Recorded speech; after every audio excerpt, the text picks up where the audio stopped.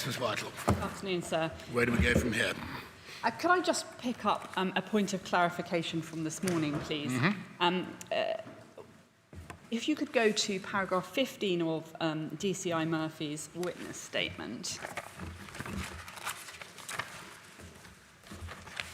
Yes, thank you. Just going back to where we spoke about where counter-terrorism police became aware of the poisoning of Dawn Sturgess and Charlie Rowley. DCI Murphy indicates in that statement that I first became aware of Dawn Sturgess and Charlie Rowley becoming ill via a radio news report on the morning of the 4th of July 2018 as I drove into work. Upon arriving at the office, it became clear there had been a second exposure to Novichok and that the unit was to take primacy for the investigation. He then talks about the meeting where he was asked to be the senior investigating officer.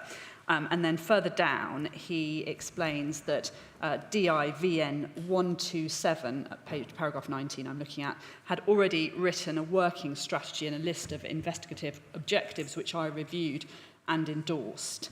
When we were speaking earlier, sir, you'll recall the document that we brought up which had the strategy and objectives of the investigation on it in the notebook that was timed at on the 7th of July.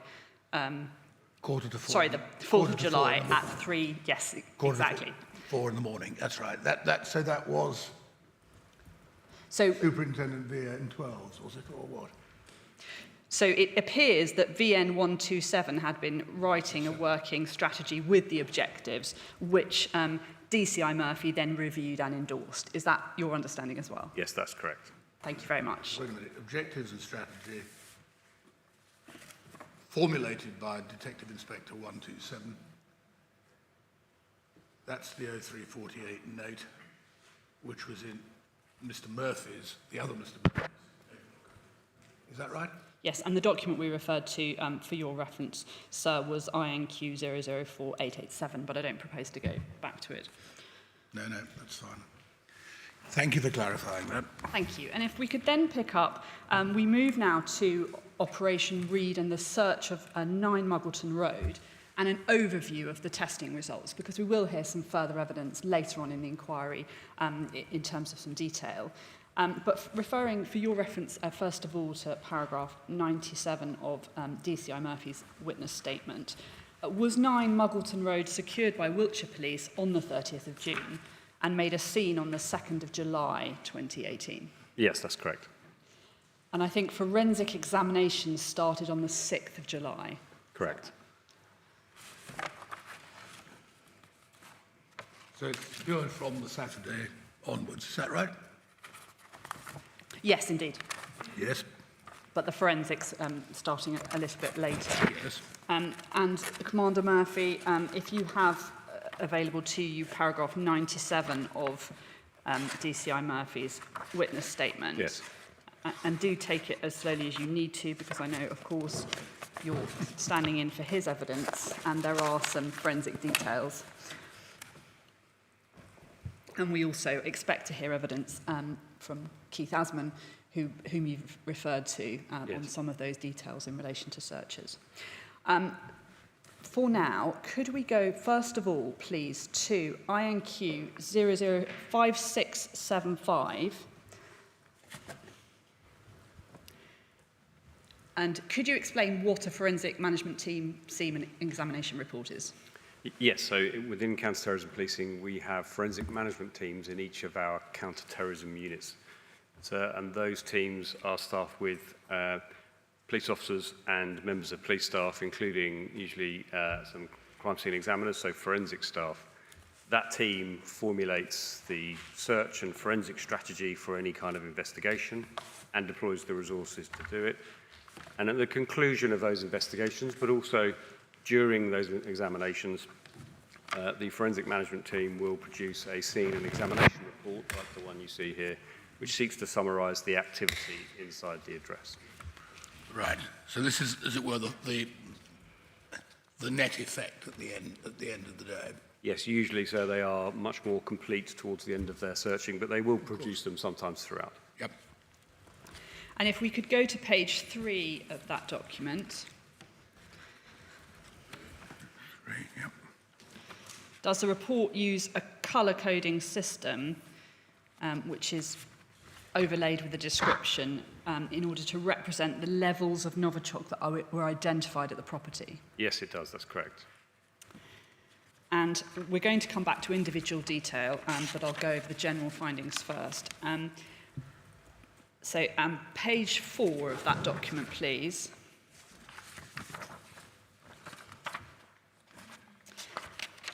And by reference to the first bullet point of paragraph 97 of DCI Murphy's witness statement.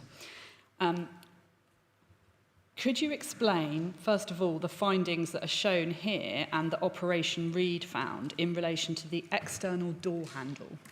Yes, thank you. So one of the priorities within Operation Reed was clearly to identify the point of contamination. And in order to do that, it was to examine the address and find out where we would find traces. And given our findings in Salisbury's investigation, which I know we'll come to later, the external door handle was a priority for us to examine. In this case, we found no traces of Novichok on the external part of the door, or the door handle, but on the inside we found some traces of Novichok. Low-level traces were Yes. those on the inside? Correct. Right. And do you understand it, and do say, if I ask any questions that you think are not within your expertise or your knowledge from Operation Reed, but do you understand low-level traces to be consistent with someone touching the door and leaving a low-level contamination? Yes, that is likely to be the case. It's likely to come from cross-contamination rather than direct contact with the Novichok in this case. And if it turns out that Miss Sturgess and or Mr. Rowley had sometime during the day handled Novichok, they had by then, both of them, left through the front door. Yes, that's correct. So in essence, seeing no Novichok on the outside suggests that they were not contaminated when they entered Muggleton Road on the Quite. Friday evening, but at some point, clearly... if Might they have left something on the way out. Yes, exactly. Yep. So just while we're on this, so I hope you'll indulge me in jumping around a little bit, because there are a lot of different findings. No, in you different do it in places. your order, Miss Whitehall. It's much Thank more you. important.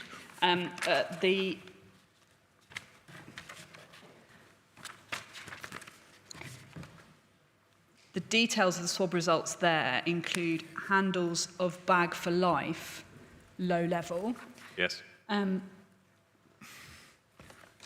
So similar to the colouring of the external door handle, suggesting then, is that right, potential contamination by someone touching. Sorry, where's that? So on page 4. Oh, handled, yes, I'm Yes. sorry. Yes. And the bag for life is where? Low, sir. Where? Low. I'm afraid... No I don't- traces, but where is it? In terms of the house, we're going to come to the findings of where everything was.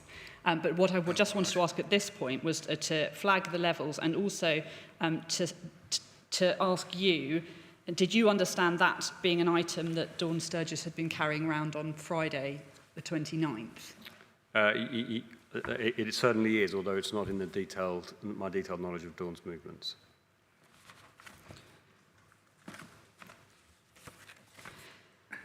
If then we could go to another document. We're going to come back to this document, but if I could just take you now to INQ 005529.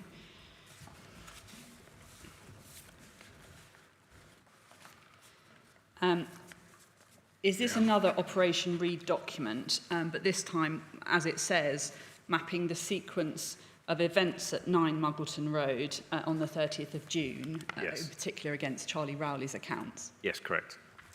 And Mr. O'Connor drew our attention earlier to a document that looks similar in outline, the Reed presentation. In paragraph 98 of DCI Murphy's witness statement, he introduces this document by saying the results of the swabs in the different locations in 9 Muggleton Road are set out in, and it's the document reference for the one we have here, 5529. The findings were mapped against Charlie Rowley's account of events on the 30th of June.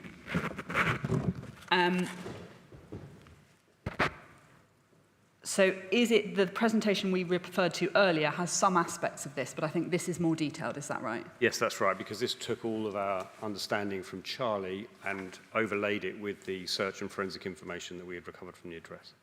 And although on the page we see on screen, it said the forensic data referred to in this draft report, it's correct up to the 3rd of September 2018. Is my understanding correct that there is not a further version of this document? That's correct, yes. Thank you.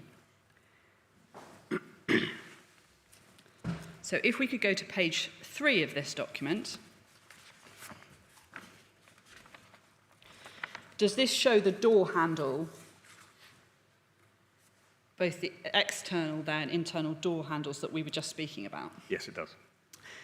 And I think we see there that there was a conclusion drawn by Operation Reed in relation to the door handles, as you've said previously, suggesting that they weren't contaminated when they came home in the evening if the door handle didn't have any contamination on it. Yes. But by the time, in the morning, by the time the ambulance arrived, we'll hear some evidence about the door having been opened, presumably by Charlie, in the morning, and I think at 10:33 was when they arrived. Is that what we can deduce from these findings, that it looks as though they were contaminated within the address overnight between the period they came home and 10:33 in the morning? Yes, that's correct. Well, at the very least, it fits. Yes. Yes.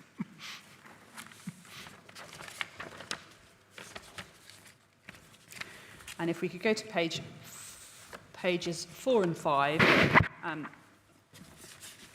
really to give us a sense, you'll see here, sir, what I meant about the document we saw this morning in relation to Charlie's account, looking quite similar. We have the inferred route, we've seen the route around the property, and the pictures on pages 4 and 5 of the interior. Firstly and generally, Commander Murphy, could you explain by reference to paragraph 97B the findings in relation to the interior of the property? Yes. Please forgive me. So, as we've already dealt with the door, so as you know, there were low traces on the inside of the door.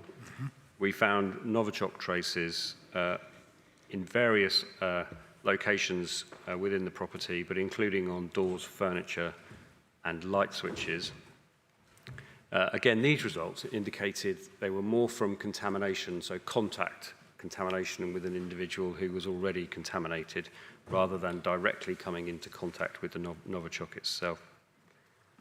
The highest results were in the bathroom, but particularly the toilet area of the bathroom. But there was also some contamination around the sink taps and a soap container that had a pump top on that you could for washing your hands. Which was where? In the kitchen, sir, so near the Yes, sink. thank you. Yes. Sorry, go. If we could go to 5529, page 10.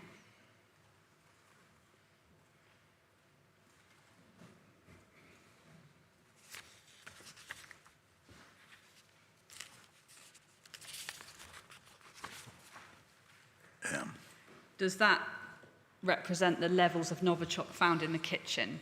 Yes, certainly those around the sink area and, of course, the soap bottle that you see in the middle, the small picture in the middle of your screen. So red representing the highest levels, relatively speaking here. No, apologies, yellow representing the highest levels. So in the sink yes. is high, red is medium, and then you'll see that the amber colour is a low result. So we have medium levels on the handle of the tap and the soap dispenser, but higher levels in the sink. Yes. So is that consistent with Charlie Rowley's account if he'd spilt some? Yes, washing his hands, absolutely.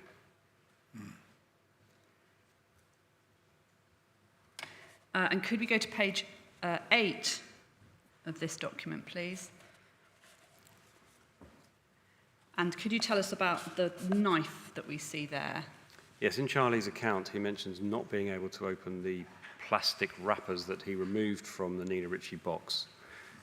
This is the knife that we believe he used to do exactly that. So he placed the knife, he found it on the kitchen work surface in his account, used it to cut open the plastic wrapping. He then placed it in the sink, and as you can see from that, there's a medium result of Novichok on that knife, which is consistent with that version of events. It's in the sink there, is it? It is. It's on a plate, sir, in the sink. Yes. Yeah. You can see the plug hole at the top. Yes. And moving away from this document for a moment, with reference still to DCI Murphy's witness statement, paragraph 97, and the other items that were found at 9 Muggleton Road, could you take us, explain paragraph E to us and next findings? Yes, thank you. So a grey hooded top was recovered from the address, which Charlie Rowley reported that he had been wearing when he found the bottle. He said that he'd put the bottle inside the pocket of that top. Now, so you'll remember that there's some confusion over when this might have happened in terms of finding the bottle. We tested the pockets and they showed high readings of the bottle. Given the low readings on the outside of the perfume box and the fact that he did not fall ill until the 30th of June, it's likely that the contamination on that top likely occurred after Charlie Rowley was contaminated in Muggleton Road, rather than on any point he may have found it in the past. So, yes, thank you.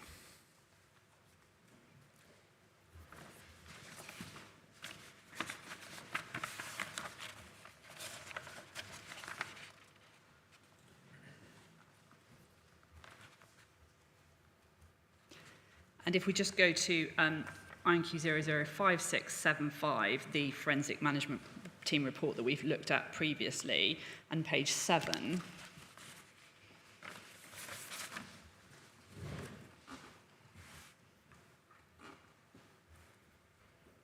at the bottom there,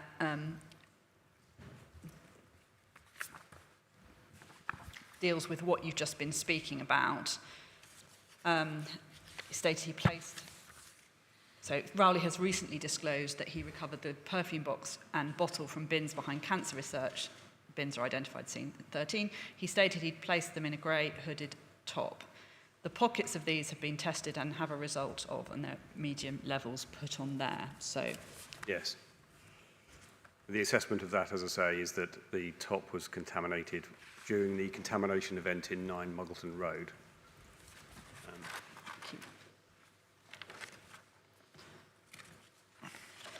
On the overall results of Novichok sampling at 9 Muggleton Road, what was the conclusion of Operation Reed in relation to whether the general levels that were found, the different levels overall, suggested direct exposure or secondary contamination? Taking all of that information together, including the accounts from Charlie and the forensic findings, it was that the direct exposure to the nerve agent took place in 9 Muggleton Road, and that was the main scene of contamination. If we could go to the forensic management team report again, 5675, page 3.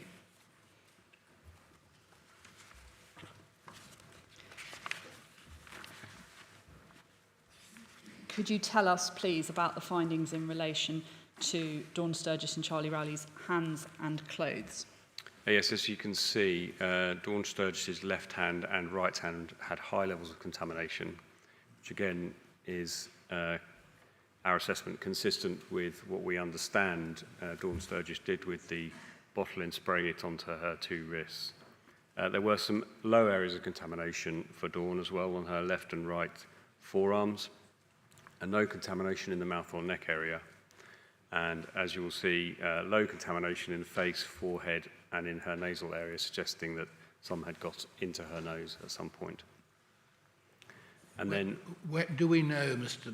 Murphy, when those swabs were taken? It would have been taken in the hospital, sir, or as part of the subsequent post-mortem examination of Dawn, but I suspect in the hospital once the decision was taken to swab them for Novichok. Well, it may make a difference. There's several days between the two. Well, absolutely look into that and find out the exact swab dates for you, sir. All right. So I do believe that it may have been the 9th of July. I'm going to come to the chronology shortly, and Well done. this is really to get an overview. If you've got it covered, that's fine. Before we do, and if not, we certainly will find out. But Commander Murphy, you were saying about the findings of that on the hands, so you dealt with Dawn's. Yes, and then for Charlie Rowley, again, the left and right hands of Charlie Rowley had high levels of contamination, and again, the left forearm and right forearms low, but no contamination to speak of on the neck, mouth or face area. Yeah. And what about their clothes? I think I'll take you to another document, may assist you. So INQ 006050, page 31, please. And this is an Operation Read sample tracking patient samples. If we go to the highlighting there, that should help with the levels. And do take a moment to orient yourself with the document. Yes, firstly, I should point out, and unfortunately, just for clarity, that the colour coding in this document is different from the colour coding in the forensic report, which is unfortunate, so I will try to clarify that as much as possible. These things happen. I'm sorry, Ms. Whitelaw, I'm slow. What number is what we've got on the screen at the moment? It's 6050, page 31. Thank you.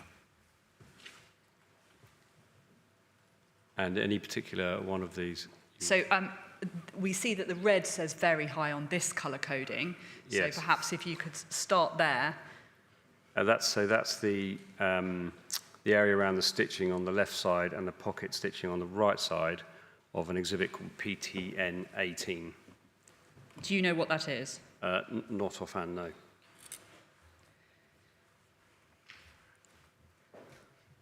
It's a garment of some kind, obviously. PTN PTN 18, 18, sir. isn't it? All right, well, we'll make a note of that for the time being. I was going to ask you if these were Charlie Rowley's clothes, but we can look at another document to deal with that. And then we've seen, so the red, and then if we look at the next, the high, which is an orange colour. Yes, that is, again, a swab taken from the female patient, I imagine Dawn Sturgess' left hand and right hand. So as you've explained to us, they're just a different document representing the levels and the swabbing of the hands. Yes. If I could pick up then on Charlie Rowley's genes and go to INQ 005529. Wait a minute, we've got the genes, have we, on this chart here? Well, we Or not? I mean, yes, she's not sorry. wearing Oh, jeans, I is have she? missed that. Yes, thank you very much, sir. So the orange levels we hadn't gone to, but it does say here the pockets of the genes. Yes. Right. Yes, which are the second highest level on the colour coding. And the jeans are his, not hers, presumably. Yes, I believe he's wearing those jeans, sir, at the time. If we remember the photographs, Exactly. and Dawn Sturgess was wearing, yes. And then if in his accounts there as well, he reported wiping his hands on his jeans at the time as well. Yep.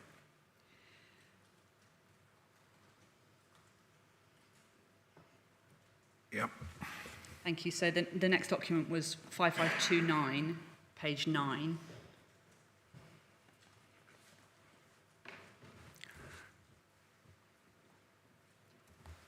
And do we have their representation of the genes? Yes, we do. And can you just explain to us what's said there, and what's shown and what's said, and what was deduced from that for the purposes of operational read? Yes, absolutely. So in line with Charlie's account, his genes were tested. And as you can see, if you see a dotted line, that means the sample is taken from inside the pocket. Where you see a complete red line, thank you, you will see a solid line that goes around the colour. That will mean it's on the outside. You can see that largely there were high readings on both the front and rear of Charlie's clothes, and in some cases inside the rear pockets as well of the jeans he wore that day. Yeah.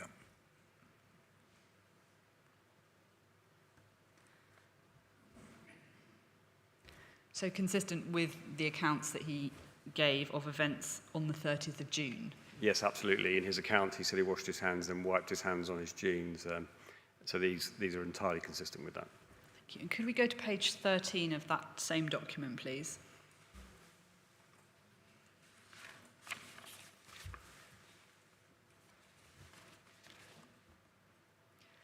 And so you're asking about Dawn Sturgess's clothes, and the bottom right-hand corner, is that a representation of what she was wearing? Yes, I believe in Charlie's account, he believes she was wearing jeans and a T-shirt or some trousers and a T-shirt. Actually, she was wearing a dress on the day with a T-shirt, and this is a representation of that dress and the samples.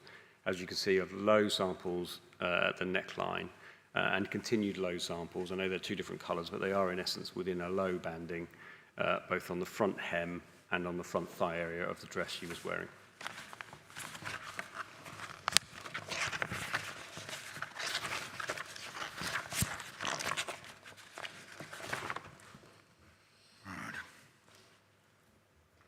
So by reference to paragraph 114 of DCI Murphy's witness statement,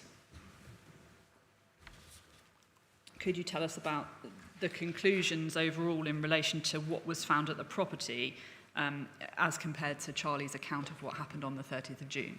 Yes, thank you. So Operation Reed concluded as a result of the forensic testing from DSTL, the Defence Science and Technology Laboratory, that it appeared to corroborate Charlie's account of what happened in the morning and how the perfume bottle was handled by Dawn and him. They included the high readings in the sink that we have just talked about from him washing his hands, but also the plastic packaging, the location of the box, various swabs taken from inside the Nina Ritchie box, which indicate contamination from Novichok. And I think the traces on the knife as well. Yes, that's correct. Thank you. Now that gives us an overview of what was found at 9 Muggleton Road. I just now want to go chronologically through the timeline of Operation Reed, including the discovery of the perfume bottle as the source of the poison. We should say, perhaps firstly, that on the 4th of July, when Operation Reed was set up, Dawn Sturgess and Charlie Rowley were critically ill in Salisbury District Hospital, so neither able to communicate what had happened to them. Is that right? Correct, yes. And at that stage, as far as you and the senior investigating officer for Operation Reed were aware, were tests still being carried out by DSTL with the working assumption for your purposes that it was Novichok? Yes. By reference to paragraph 47 of DCI Murphy's witness statement, if we recall counter-terrorism and Operation Reed's immediate priorities, what were these, please? Well, if we recall, their immediate priorities was to try and identify where the contamination had taken place, so we were able to identify whether or not there was an ongoing or enduring public safety risk, and of course then gather as much evidence as possible about the source of that contamination. At that early stage, it remained unclear on the 4th, at least, where that exposure had taken place, and what the gap might have been between Dawn and Charlie falling ill. Hence, we really needed to identify that scene, and so that meant the discoveries at Muggleton Road were extremely significant to us being able to identify that as the point of contamination. But at the beginning, I'm going to say, well, that's the question. At the beginning, did you know whether it was necessarily Muggleton Road or could it have been anywhere? Not at all, sir. So we searched other locations in Salisbury. So the Cedar Room at John Baker House, Dawn Sturgess's room, plus also Queen Elizabeth Gardens, the bus that they had travelled on that evening on the Friday on the way home. All of those were subjected to searches and swabbing as well. So firstly, in relation to what you've said, as well as the priorities about finding out where the exposure had taken place and establishing why there was a gap in time between Dawn and Charlie falling ill and identifying the scenes of exposure, also presumably looking for the source of the Novichok. Yes, absolutely.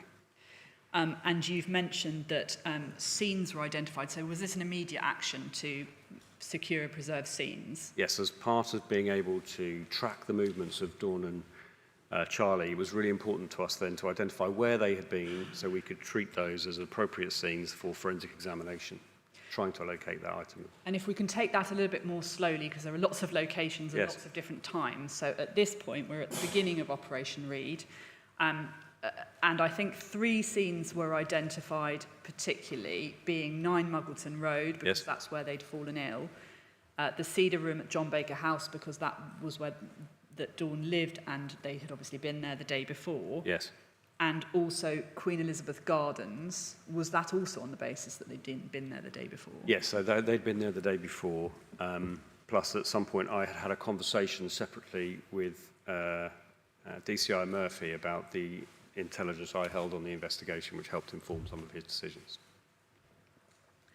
And so forensic strategy was devised, and Yes. was that by the forensic manager or forensic management team? So Keith Asman, who we've spoken about before, and who was also the forensic manager, sir, for the original Salisbury incident, became the forensic manager in this case, and was able to then support DCI Murphy with the forensic strategy.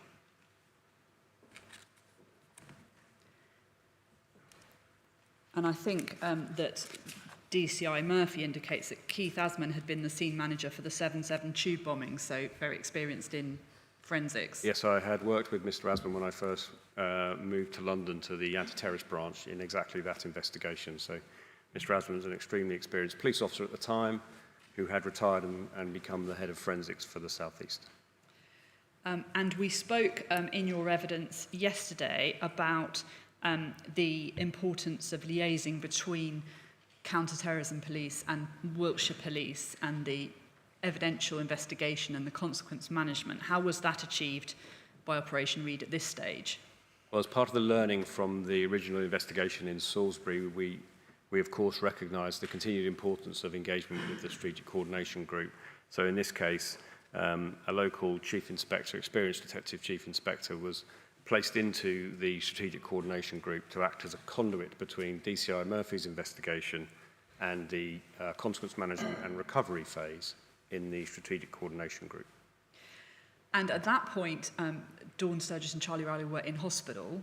Yes. So were officers deployed there? Yes, that's correct.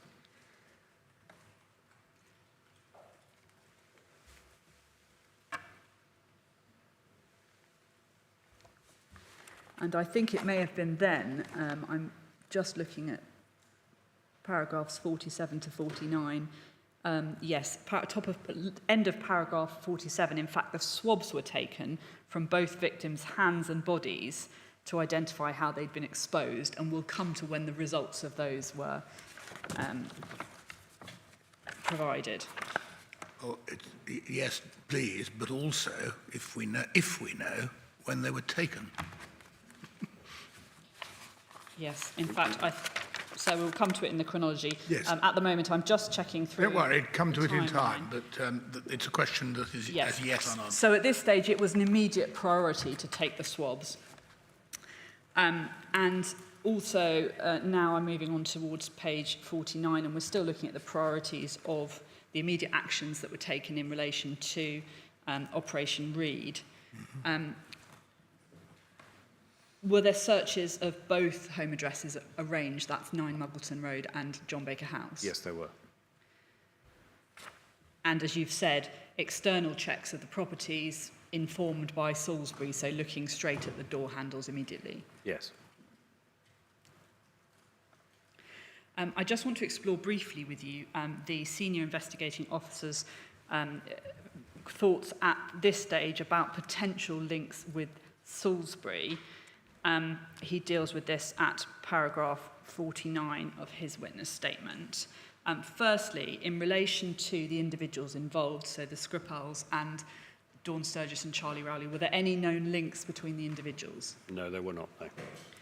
And what about geographically? How did that consideration impact upon Operation Reed? So DCI Murphy felt that was the most significant link. If there wasn't a link between them as individuals, then perhaps there was a crossover in a location between Dawn and Charlie and the Skripals investigation.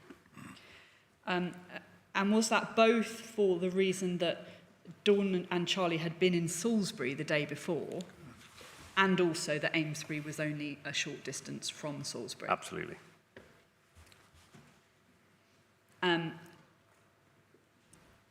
then we know, and we've seen today, that Dawn and Charlie had been with others the day before.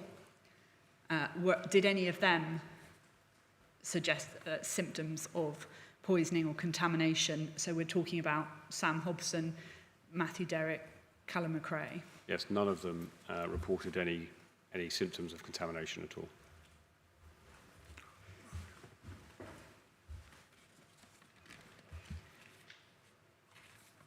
And I think as well, Sam Hobson had been spoken to on the 30th of June by Wiltshire Police to check whether he was feeling ill. And Yes. there were no signs at that stage, but they also made a welfare check on him on the 2nd of July. Yes, that's correct. And he then gave a witness statement on the 2nd of July in which you've heard it referred to earlier. He said he'd taken heroin with Charlie Rowley. He felt fine. So did that help to eliminate drugs as a potential contributor to any symptoms? Yes, although we remained open to that prospect, clearly, as both were ill in hospital and unable to talk to us. But as the investigation progressed, it quickly became apparent that that was unlikely. Sam Hobson, you remember, is the person that called the ambulance, I believe, when Charlie fell ill on that Saturday evening. We saw yesterday, slightly, or unless I've misremembered it, an indication that either the ambulance or the fire brigade or the first police attendants at Moggleton Road had their attention drawn to two people. That must be Charlie Rowley and presumably Mr. Hobson. I'd ask perhaps Commander Murphy to answer, but yes, that would seem to be. Yes, if on the second visit, certainly. Yes, so, yes, not in the morning, in the afternoon. Yes. Or in the early evening. But in fact, whether they were anxious about him or not, in the end he hadn't got any symptoms. Is that what you're telling me? That's correct. And actually, for most of the time that the responders were at the address on that second visit, Charlie Hobson was outside, and he had called the police from out there, and he engaged police officers, for example, from just outside the premises. Yes. And completely fit and well or not? Yes, well, certainly not displaying any symptoms akin to those being experienced by Charlie at the time. Not those symptoms. Yes. Right. But even though they'd been with others who weren't displaying symptoms, did Operation Reed still consider the possibility of Dawn Sturgess and Charlie Rowley having picked something up that was contaminated? Yes, of course that was. Salisbury? Yes, of course that was one of our concerns. But as they'd been on a bus,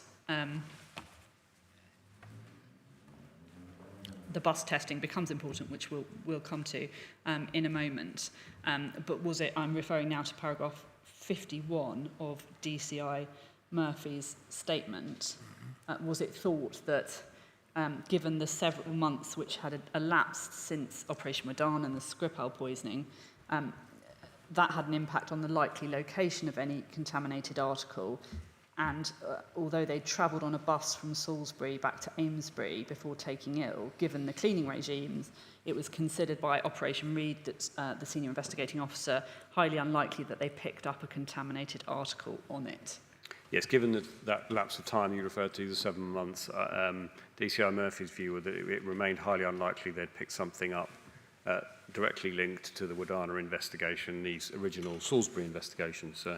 But of course, as part of any investigation, he would have maintained an open mind until we'd seen all of the forensic results and searches completed. That was against the limited possibility that whatever had caused the Salisbury incident might have been left on a bus for nearly 4 months. Exactly. Okay.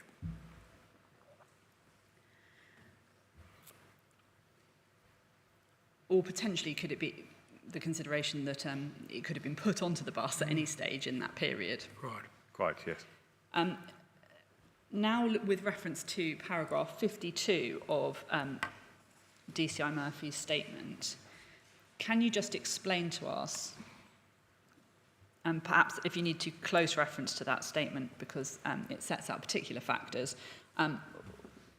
given that you were looking for a military-grade nerve agent, how did that affect the complexity or speed of the investigation in practical terms? Yeah. So learning from the Salisbury investigation had taught us that these were extremely hazardous scenes, sir. So dealing with Novichok in this environment was putting our officers and staff at risk every single time we asked them to do something.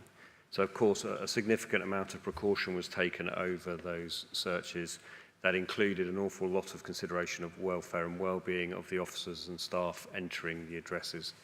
And just as an example of that, they would have to be blood tested before entering and then after exiting to ensure that they were safe and well. So a very significant challenge. Those things, of course, mean that our scene examinations are perhaps a little slower than you might experience in some other crime investigations because we have to take those extra levels of precaution. Keith Asman, though, was very experienced in this area, so was able to plan that within the forensic strategy and our approach to those searches.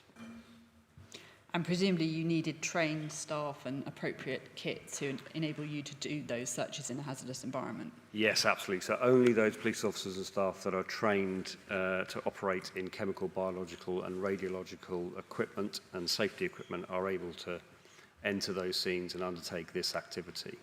That's a training regime that we have in this country, so where we train a number of officers and staff throughout the country in how to operate safely in those environments. Yeah. But you can't just put every policeman you've got onto the job, is that it? Unfortunately not, so no. And by reference to paragraph 53, how did it affect how you had to deal with exhibits? Well, I mean, obviously, each of the scenes were really challenging as a result, required careful planning in order to understand that whenever anyone was going into a scene, we understood exactly what they were going to do. Plus, any samples we were taking from the scenes could only be processed by the DSTL lab, which of course meant we had to work closely with DSTL to ensure that we were putting all the right evidence recovery items into DSTL to enable them to process the recoveries from the scenes. So we've looked at the immediate actions that were put into place on the 4th of July and onwards. We know that, sadly, Dawn Sturgess died on the 8th of July. And by reference to paragraphs 88 to 60, how did that affect the investigation? Sorry, 88 to 60? Yes. And do take your time to look at the statement, because, again, we appreciate that it was prepared by the senior investigating officer. Did you say 88? 58. 58. Thank you. Sorry, hence my confusion. I'll just find that. Thank you. Did I say 88? I'm so sorry. That's okay. Yes, so upon Dawn Sturgess' death, clearly we needed to have a post-mortem. This was going to be slightly more complex than a normal post-mortem, sir, as I'm sure you could imagine. And so a pathologist was appointed under a coroner to allow us to conduct that post-mortem examination. And I think we spoke yesterday, didn't we, about the necessity to keep separate the SIO's role in liaising with the coroner from the evidential investigation that you were involved in, and also was it important that the Operation Reed was kept separate as well from the sensitive Caterva and Modana investigations? Yes, absolutely. So in order for a coroner to be able to hear the evidence, to see the evidence, we needed to ensure that there remained a firewall, as we call it, between some of the most sensitive intelligence and information and that information that the coroner was able to hear. But at the same section of the statement, the senior investigating officer deals with the point that you've raised, that you had the oversight of the 3 investigations by DCS Barnes and the PIP4. Yes, that's correct. And at paragraph 60, could you explain what the OPCW is and how that was involved in this investigation? Yes, absolutely. The OPCW is the Organisation for the Prohibition of Chemical Weapons. So it's an organisation that the UK government invited in to conduct independent testing of our work in the Salisbury investigation and to provide us with any additional information. As a result of that, and it was found to be so valuable in that case for us that we were able to seek the same kind of engagement with the Organisation for the Prohibition of Chemical Weapons. It's an international organisation, is it? Yes, forgive me, sir, I believe it's part of the UN, but I'm afraid I might be slightly overstepping my knowledge there. But yes, We'll have some more information and evidence specifically about the OPCW coming in. Well, it's all pretty public, Miss Whitelaw. Yes, indeed. There's a multilateral international convention. States are parties to it, and it has international offices. Yes? Absolutely, yes. Right. I believe it's based in The Hague, sir. Yep. But what was the point here that it made sense for their review to encompass both Dawn Sturgess and Charlie Rowley's poisoning as well as potential links? Yes, absolutely. So another reason to keep the investigation separate. Yes. And the post-mortem required special procedures as well, presumably to avoid the risk of contamination. Yes, for the same reason. So all the officers and staff involved in the post-mortem needed to be chemical, biological and radiological trained officers with the appropriate levels of kit and equipment. And I included in that, of course, the pathologist who had to operate in those circumstances as well. Yeah. So continuing with the chronology by reference to paragraph 63 of DCI Murphy's statement, could you explain what developments there were in Operation Reed by the 9th of July? Yes, certainly. So by the 9th of July, as we discussed earlier, the ongoing forensic work had identified that the highest level of readings for Novichok were in the toilet bowl at 9 Muggleton Road, sir. Should we pause there for a moment and just go to the document, the forensic management report we saw before, so INQ00, yes, 5675, and page 3, and if you could continue your explanation if it assists you. Yes, thank you. So having found the high levels in the toilet bowl, we also knew that clearly we had levels of contamination on Dawn's hands when they were tested, and also on Charlie Rowley. You see those on the screen, bottom box at the right-hand side. And of course we knew that John Baker House in Salisbury had no contamination and was entirely clean of any nerve agent contamination at all. So at this point, DCI Murphy was increasingly confident that the Amesbury address, as we spoke about earlier, was likely to be the point of contamination inside 9 Muggleton Road. Sorry, could we actually go to page 13? It was that I just wanted to look at the bathroom and then on to 14 after that. Of the forensic management report, indeed.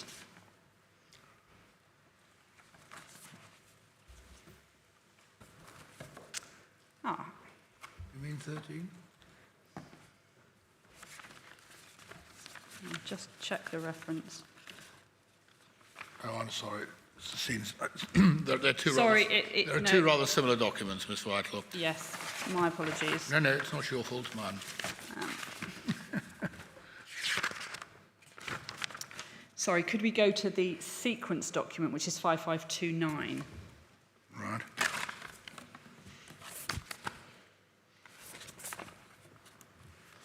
And page 13 and 14 of that, which should be more helpful to you in relation to the bathroom.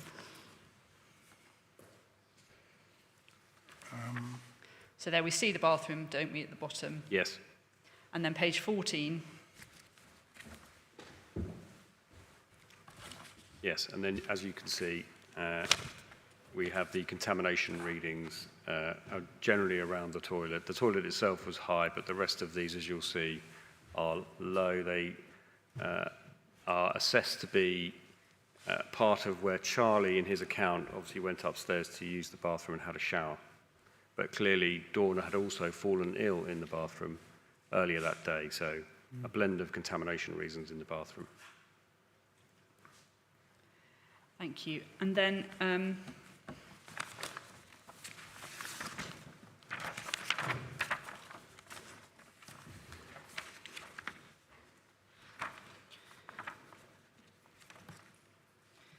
just going back to page 3 of the forensic management team report, so the 5675.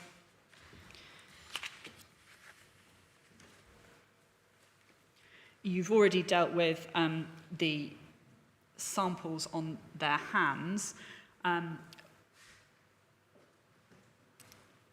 Paragraph 63 of DCI Murphy's witness statement, which we've referred to, indicated that Dawn Sturgess had traces of Novichok on both her hands when tested in hospital, which confirms what we previously said. And Charlie also did, but to a lesser degree. Yes. Mm-hmm.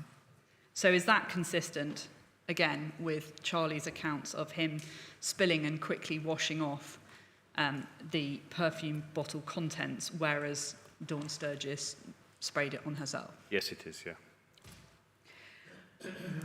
And could we go to page 8,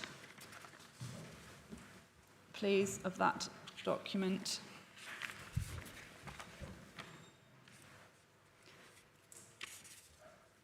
Here, and I've asked you, we have the report here, no indication of contamination at John Baker House in the Cedar Room. I think just on page 9, it just shows a plan of the Cedar Room. Yes.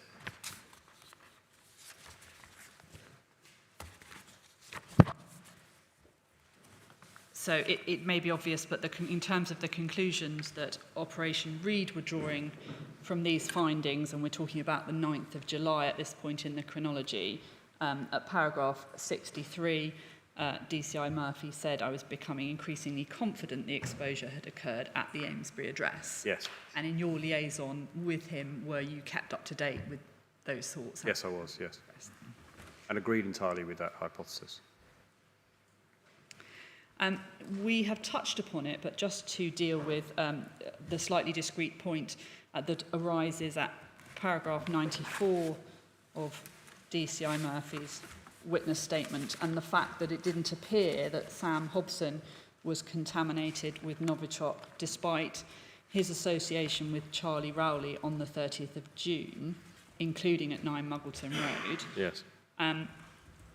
If we could go to INQ 004884.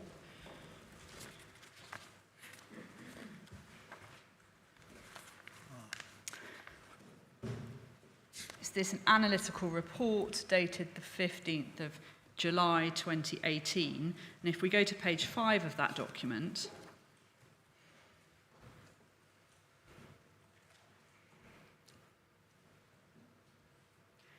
if you could just take a moment to have a look at what's set out there under why has Samuel Hobson not presented with symptoms of Novichok poisoning. Yes, so this is an analytical document looking at all the results that we'd had within the investigation so far.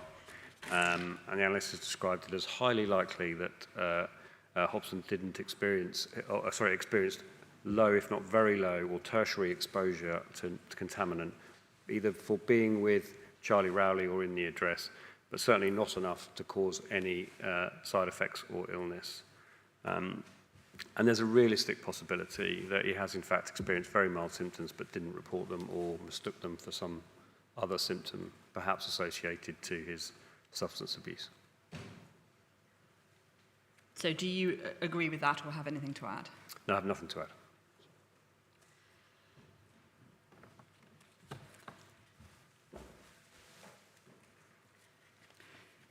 So even though Charlie Rowley did wash his hands and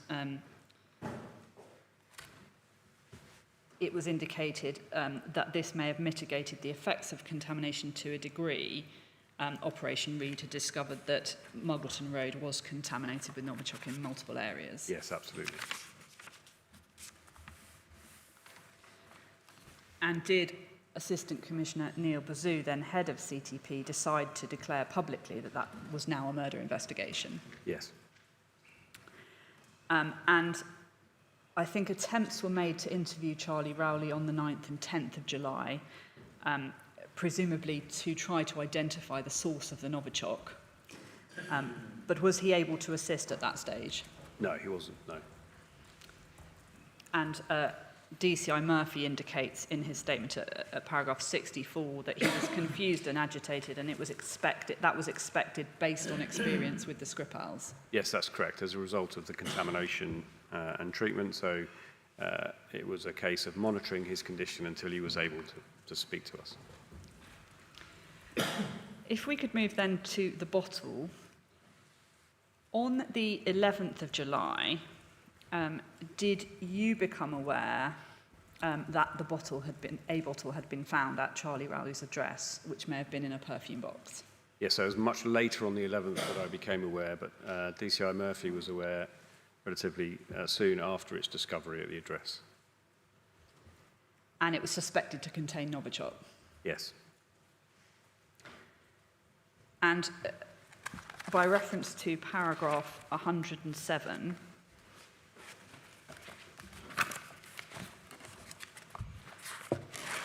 yes.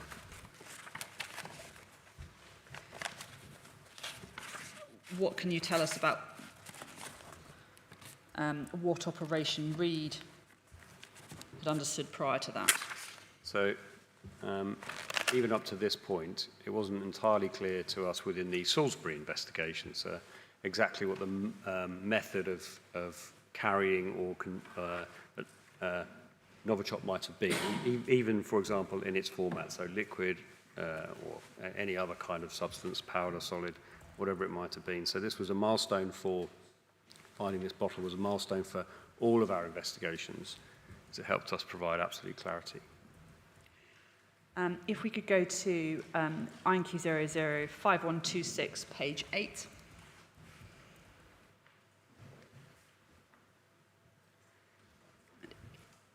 Is that a photo of where the bottle was found? Yes, when the officers identified the bottle in that location, they would taken a photograph of it before moving it. And we see there, do we, the edge of the sink? We can see, is that the soap dispenser and some washing up liquid? Yes. On the edge of that photograph, yes. And a bread bin.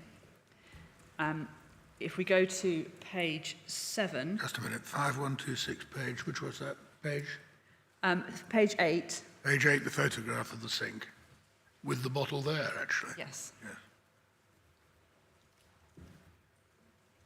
Thank you. And then page 7.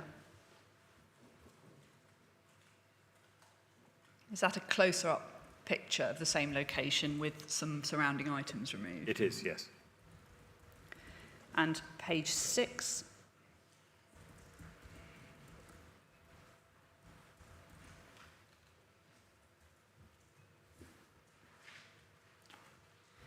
Can you tell me what that picture is, please? So that's the laboratory photograph of the bottle, taken clearly under laboratory conditions as part of the examination of it. So removed from the scene. Removed from the scene, its contents removed, Yep. and this is the bottle in its rawest format. And by reference to paragraph 115, can I ask you now to describe each of the parts of the bottle that we can see here on this photograph? How many were there, and could you describe them? Yes, so there were actually 4 parts of the bottle. One part is not shown here on this photograph, but so you'll see the glass bottle that has the writing on saying Premier Jour Nina Ricci. On top of that is a silver sleeve, which is screwed onto the top of the bottle. Screwed on? Yeah, so the metal looking part. And then on top of that is a plastic nozzle, the sort of thing you might find on a throat spray or something similar. And when you push down on that nozzle at the top, then obviously the contents of the bottle would come out. What was also found in Muggleton Road is a small orange cap. It is believed, actually, when Charlie in his account is referring to the bottle, that cap was originally on the glass bottle itself and has been removed, and then the silver sort of pump, if you like, on top has been put on, and the nozzle then inserted after that. So a few questions from that, please. So we have the main bottle there. Yes. And then, did you refer to, what was the term you used, sorry, for the silver part? I said it's sort of metal looking, but it's screwed on. It's like a pump, really. So like you'd see on sort of a lot of perfume bottles, with a little, it has a nozzle poking up in the middle of it. So is that what's referred to as the collar in some documents? Yes, I believe it is, yes. Is it attached to the throat spray bit? Or That comes off, and comes off? just like it's off of a perfume bottle, so where the spray part comes off and on, it's very similar to that. So 3 parts, and the top, an applicator nozzle. Yes. You said like a throat spray that you'd push down. Were Yes. these items found assembled, that's joined together when they were in the kitchen? Yes, when you saw that photograph, this is how it would have looked. Yes, but obviously it had some contents in it. And was that broadly consistent with Charlie Rowley's description of different parts of the bottle? Yes, broadly so. There were some elements of it that weren't included in Charlie's recollection. For example, the little orange cap I was referring to. But yes, broadly, this is as described by Charlie. And the screw cap, was that found with the bottle or separately? It's found in the bin, actually, with the plastic wrapping that Charlie referred to in his statement. I'll come to each of those aspects, if we may. So, first of all, if we could go to 5529, page 11.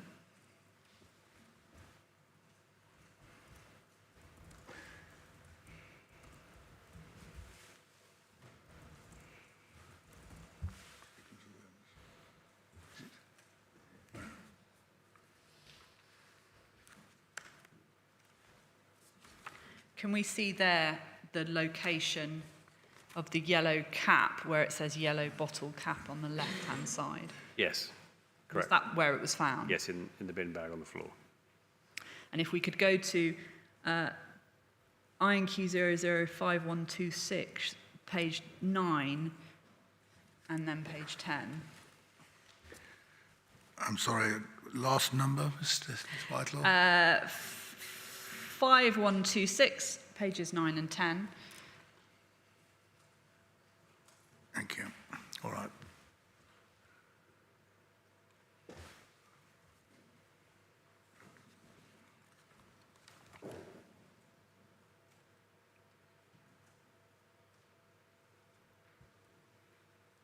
So does that give a slightly better picture of the rubbish in the kitchen? Yes, And that's where the cap was found? that's correct. So that's page 9. Could we see page 10, please? Yes, forgive me. In the other photographs, like that one, we've got a plastic wash bin or garbage bin in the bottom left. Is it in the previous photograph? Yes, I think we'll come to another picture of it. If we could we go back a second?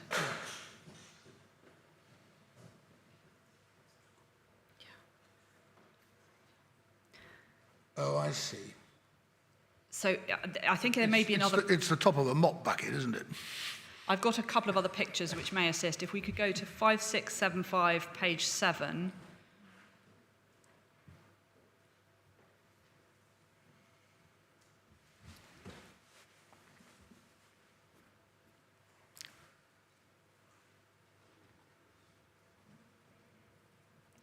Is that the cap there Yes, taken out? Yes. the second picture down on the right-hand side. Yeah. And thank you. If we could zoom out again on that, so that's the cap, and while we're here, just to look at, that says very high on Yes. the levels of Novichok on the cap. Yes, I perhaps should explain the colour coding, and just for clarity, because they are very different. It is partly because every time we would test something, we would suddenly find more sampling, and we had already assigned a colour to a level of contamination. So you'll forgive us that I'm afraid that some of those colours change because the contamination levels change very regularly. Thank you.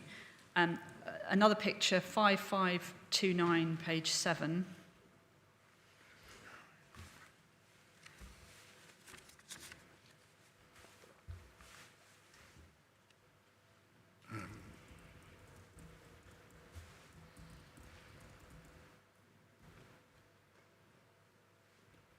There's the cap at the bottom. Yes. In terms of its size, can you assist us with that? It's a very small cap. For a future hearing, sir, we will provide some mock-ups of the bottle, the cap and the nozzle in scale so that you'll be able to see it, but it's very small. It would have fitted screwed onto the top of the small perfume bottle. Well, that's the bit I wanted to hear. It fits the top of the bottle. It does fit the top of the bottle. If the collar and the applicator aren't there. Yes. I've got it. So a few more pictures, sir, that may assist with that. 5133, page 11.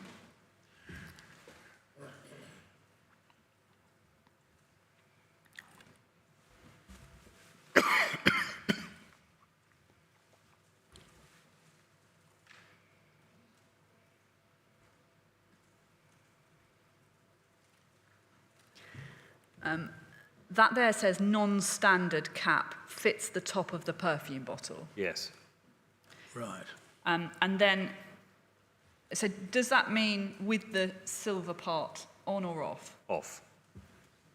And if we could have document INQ 005075.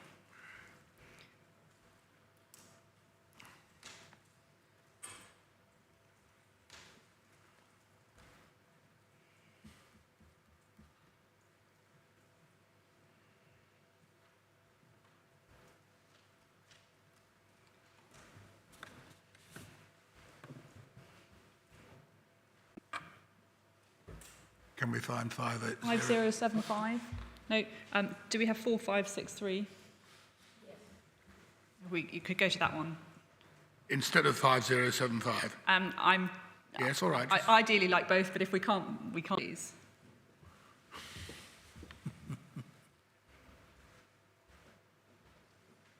So what's actually... During laboratory examinations. The bottle with the collar, the silver part off stage. This finding of the cap, was that driven by any specific knowledge or intelligence, or was that just part of the search procedure? Yes, just part of, in any one of these searches, extremely detailed, so of course everything in the bin has been searched and gone through, and that's when we found the cap. You described the nozzle as being similar to a throat spray, not what would be expected on a normal perfume bottle, is that right? That's correct, yes. And are you able to say whether that was a standard throat spray or... I'm not, I'm afraid, no, but it certainly had that appearance and was very unusual to find in that circumstance attached to that kind of bottle.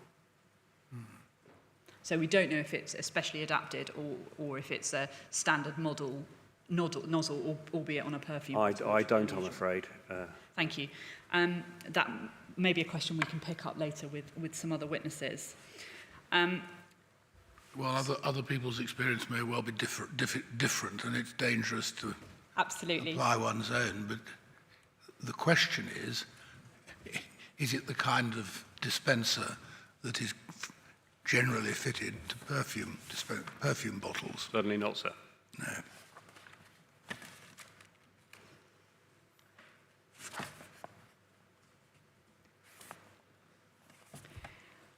So, in terms of the bottle and cap, then, at paragraph 188 of DCI Murphy's statement, he addresses the significance of the yellow cap potentially. Could you just take us through? Sorry, I don't have an 188. 118, perhaps. 118. I'm afraid my references have deserted me.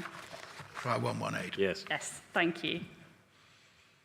Well, so initially that screw cap we've been referring to, the orange cap, was a little bit of an outlier, but as part of the examination at DSTL, we were able to identify that it was in fact the cap that fitted on the bottle. And it was at this point that we were able to start to build some models of the bottle that purported to be Nina Ricci perfume, so that we were able to understand its scale and potentially its operation. And of course, DCI Murphy was keen to confirm for sure that that cap fitted the glass bottle that contained the liquid. So when the silver collar was removed, was there a screw thread visible on the bottleneck? Yes, and that's what the cap screwed onto. And that says the picture that we will hopefully come back to. So if the original bottle had been sealed by a cap, it would have to be removed before you put in the nozzle. Yes.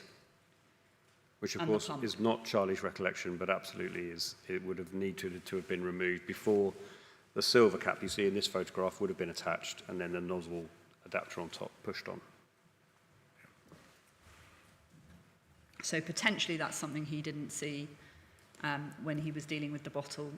Certainly that it potentially wasn't on the bottle itself, unless his recollection is wrong. Yes. I mean, there are a few different scenarios. Well, to if that. it wasn't on the bottle, Then the silver cap would have... something else must have been keeping the liquid in. Absolutely, sir.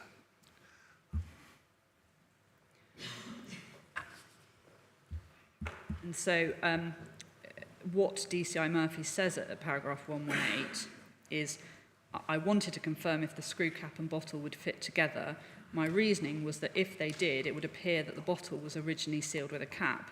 This cap would have to be removed before the collar, pump and nozzle were attached. If Charlie Rowley did not see or touch the cap in handling the bottle, this would suggest it had already been removed previous to his attempts to reconstruct the device. This may be indicative of previous use. Yes, absolutely. That could, of course, been the case. Because Charlie Rowley's consistent account that we've heard is that he attached 2 parts, not 3, as well to the bottle, perhaps suggesting being assembled before. Yes, I mean, there could be some recollection challenges there, because to connect 2 parts would have inferred that the silver cap would have been screwed on first and then the nozzle placed on top, them being the 2 parts, in which case they would have to have removed the orange cap, otherwise the contents of the bottle wouldn't have been there any longer.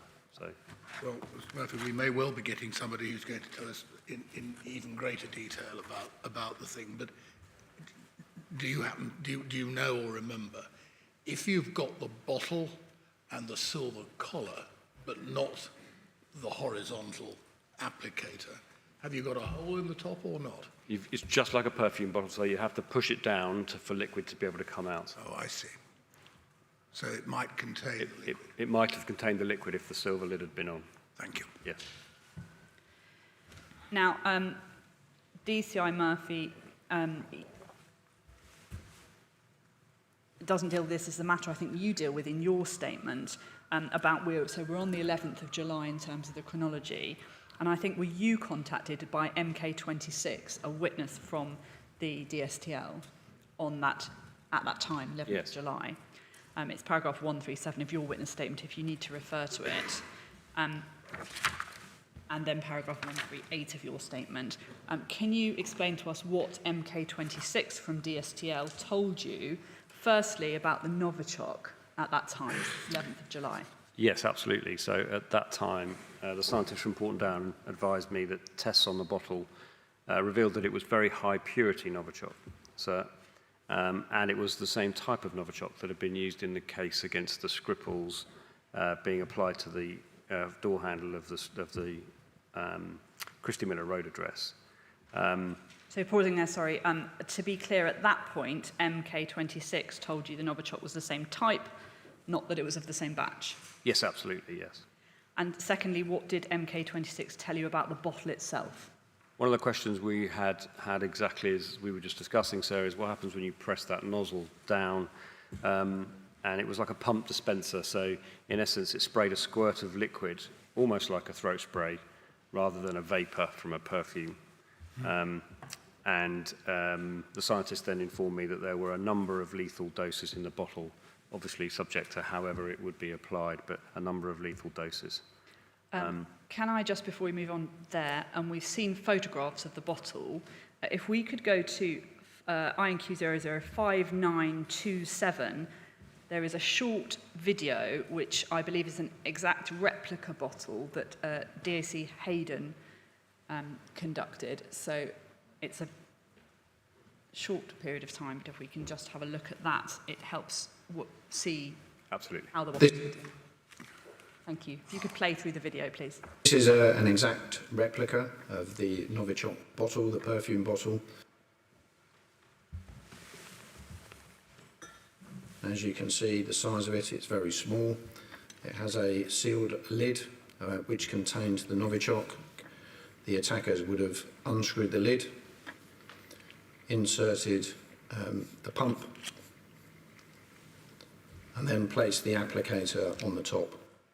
So when we found it, there was a significant amount of Novichok contained within the bottle. How many people could have been killed by that? It's difficult to say, you know, probably into the thousands. Thousands of people. Very possibly. This is an exact... Thank you. You were just saying, before we played the video, talking about the lethality of the Novichok, which we've just heard there, and is MK26 likely to be best placed to deal with that? Yes, I believe they would. Thank you. In terms of the matters which MK6 told you about on the 11th of July, thirdly, did MK26 tell you about the amount in the bottle? Not explicitly, no, I didn't. I think in your witness statement you'd said there were a number of lethal doses, which is what you've just told us.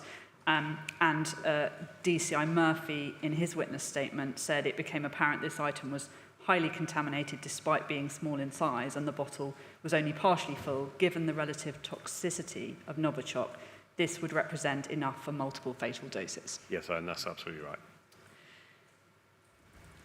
So we are going to hear more evidence about the bottle later in the inquiry, but what was the significance of finding the bottle? Well, this meant that, of course, particularly with the scientific report down confirming it was the same type of Novichok, that, of course, we had our likely weapon used in the original Salisbury investigation, and, of course, the one that Charlie and Dawn had been poisoned with. This was very significant because, of course, we'd had no information up to that point about what we were looking for. And by reference to paragraph 66 of DCI Murphy's witness statement, what were the implications of that?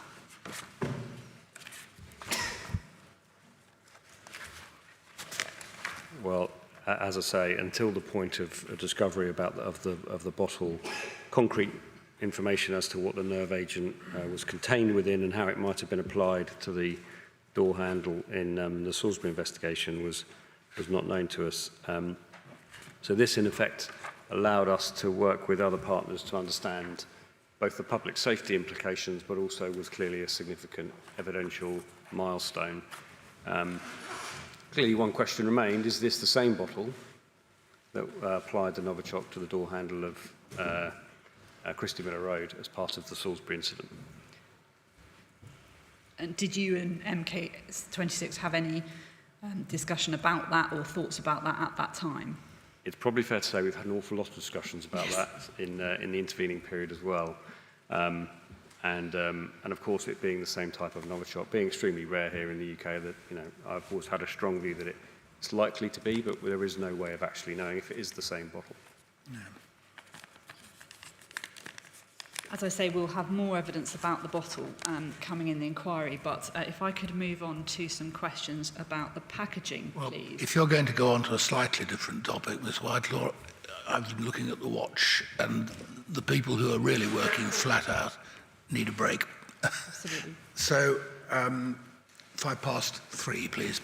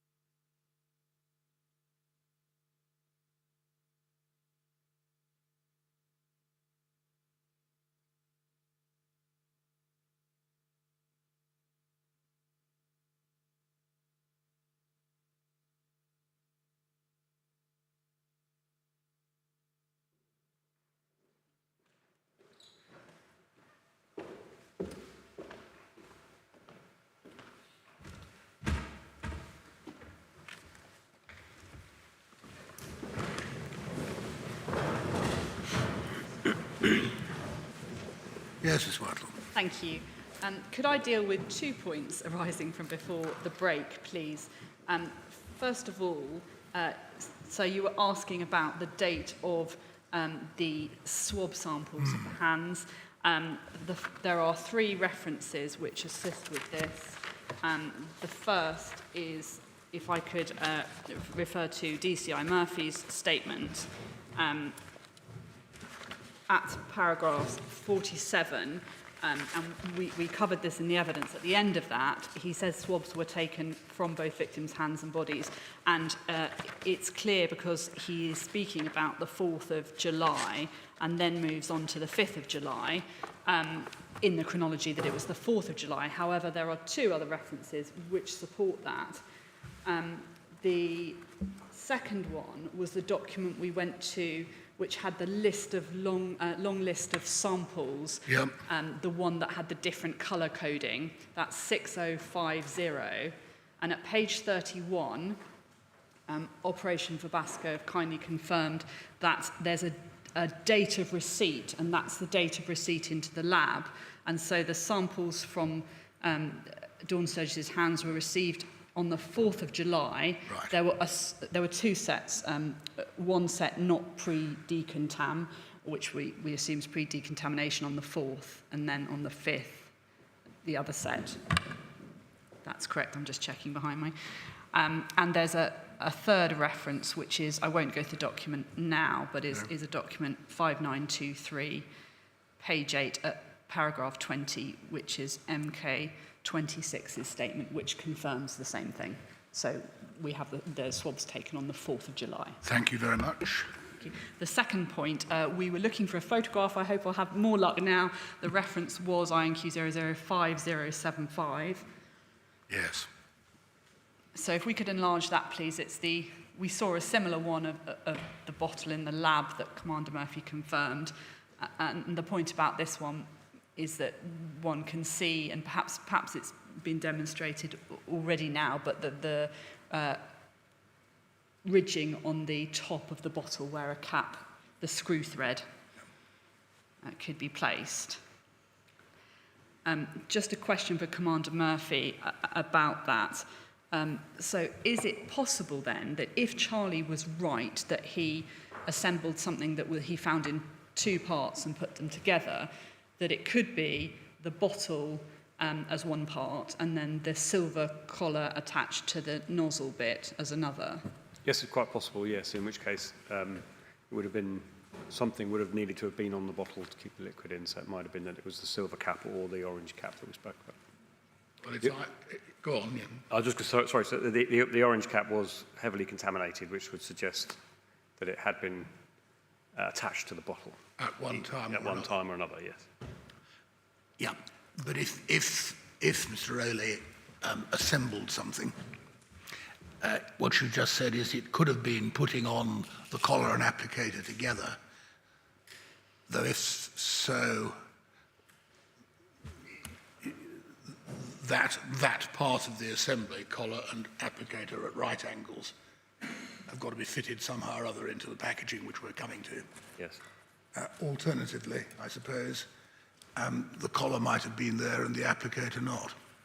Yes, I believe that's correct, sir. Yeah. Right. Thank you. Perhaps then we could move to the packaging. I think we're still in the chronology of the 11th of July, the same time as the bottle. Packaging associated with the bottle was also recovered, is that correct? Yes, that's correct. And if we could go, first of all, to INQ 005126. And there are 12 photographs in this document, and perhaps if you wouldn't mind, Commander Murphy, just taking us through and explaining each one what it was. Yes, absolutely. So this, you've heard talk of the box in which the plastic bags containing the bottle and the applicator were within. This is the Nina Ricci, or a box purporting to be a Nina Ricci perfume product, found from within the address. And the next photograph?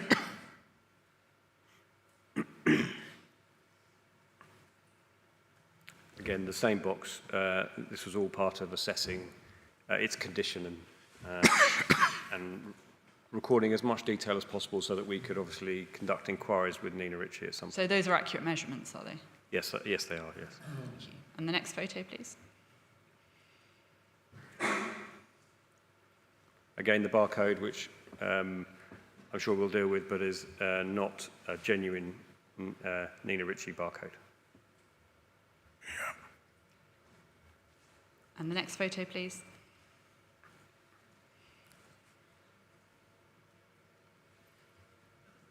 Again, just shows how the box seals with that tab. Well, how it opens, it hinges on Yes. what is on that photograph, the far side, does On it? the far side, so yes, and that's like a tab that goes into a small hole in the edge of the box. Yep. And the next one, please.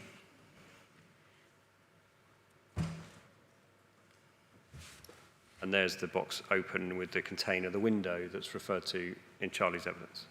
And before we move on, just to a point on this box, at DCI's witness statement, paragraph 111, he says that we subsequently discovered the packaging had a two-tone effect, making it look much darker in certain light conditions. In fact, if we could just go to INQ 004672,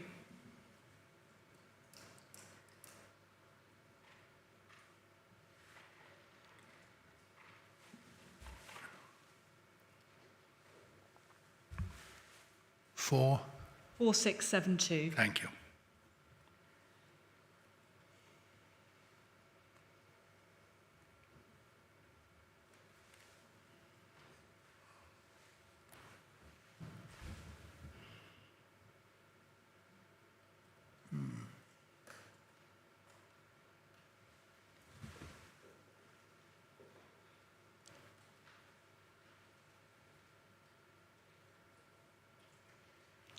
Yes, we can come back to that. The point, if perhaps could we just go back to the first photograph of this series in the same document then?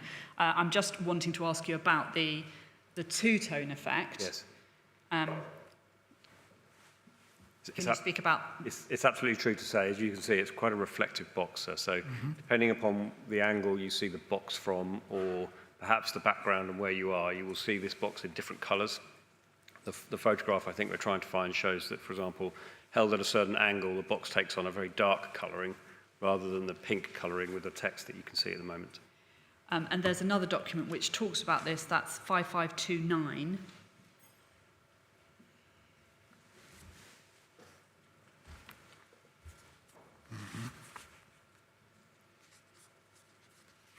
Page 6, please.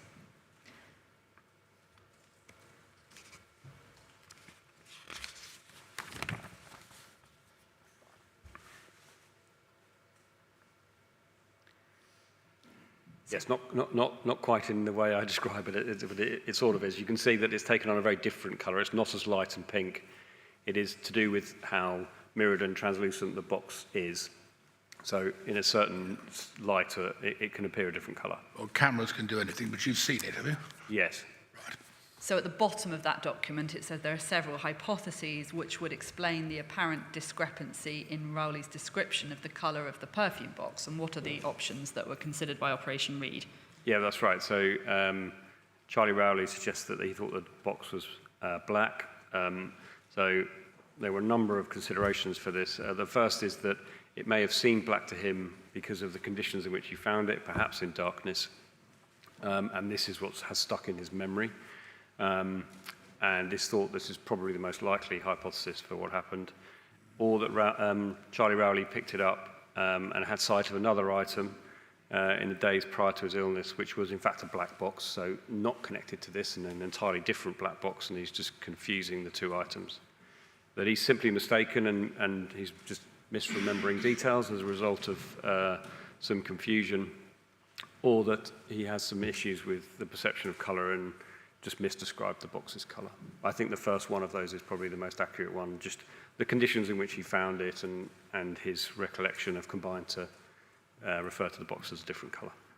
Thank you very much. If we could go back to the document we were looking at, INQ 005126, with the series of pictures, and we have come to this before, but We've looked at pages 1 to 5, and if we could go to 6, please.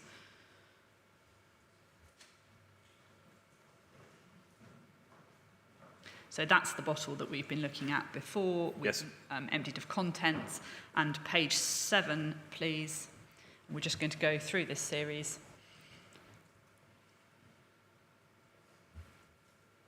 Yes, Again, the in situ. location. And page 8.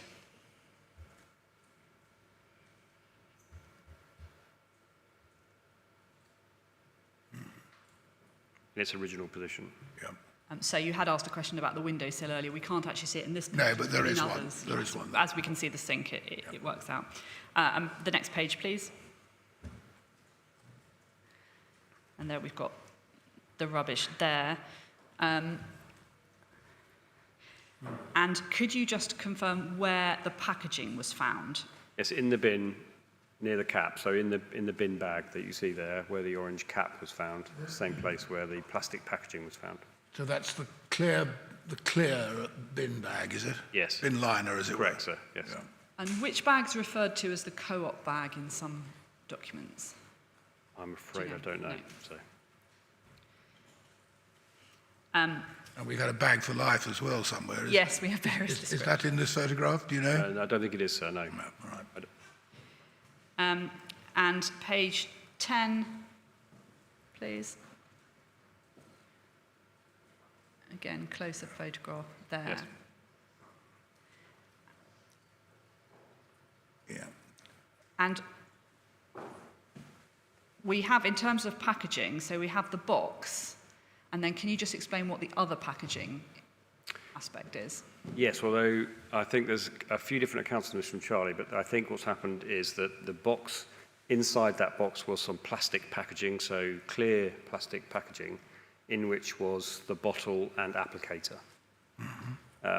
And it's that Charlie is referring to when he opens this box and pulls out that plastic packaging as being unable to open by hand and having to use a knife later to open. Well, his accounts fairly consistently describe a moulded plastic, but is that a description of that you would accord to the type of packaging that was found? No, it's much more plastic packaging that's been sealed. It's quite thick plastic packaging, but nonetheless it's plastic packaging rather than a moulded shape that takes the respective shapes of the bottle and the applicator. So the picture we saw earlier of the plastic bag with the spillage within it, Yes. that's what was found, Yes. rather than any sort of, most people will be familiar with sometimes things come in shaped moulded packages Yes. that are very difficult to open. It wasn't that type of bag, although, again, Charlie did find those particular bags, the ones we are confirming as being there, that are difficult to open. But And Charlie said that there was one plastic bag that he found around the bottle, is that right? I believe that's correct, yes. So how many plastic sachets or bags were found by Operation Reed? I believe 2 were found. If we can go to INQ 005675, page 7.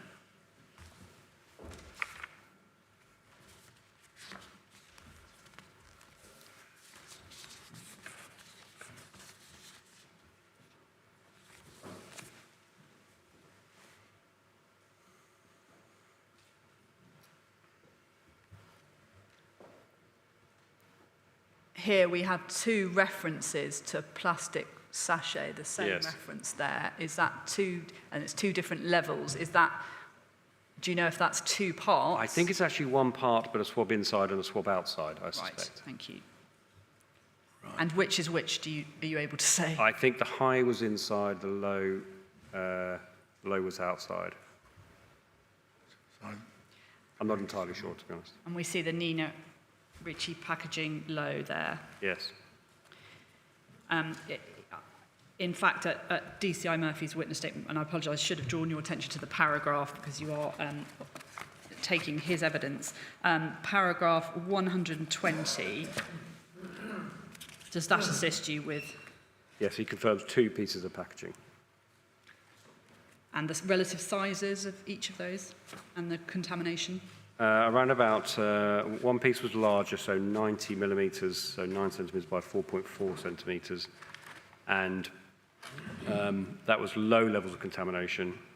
And a second piece, which was slightly smaller, which was 85 millimetres by 34 millimetres, and contained high levels of contamination. That's the, yes. And by reference to paragraph 121, what did those contamination findings indicate? Well, as I say, Charlie in his statement indicates he opened with a knife. It's difficult to say when they became contaminated, but it's unlikely that it was when they opened them, when it was opened by Charlie Rowley and the knife. But it's possible that the contamination came from when the device was put together by Charlie and the items spilt, that's when the contamination happened on those plastic packages.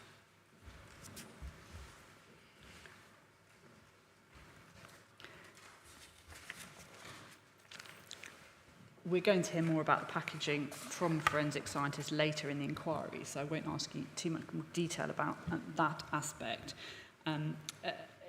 Did inquiries subsequent to finding the bottle include communications data between the victims and their friends being checked for any mention of the perfume or bottle? Yes, correct.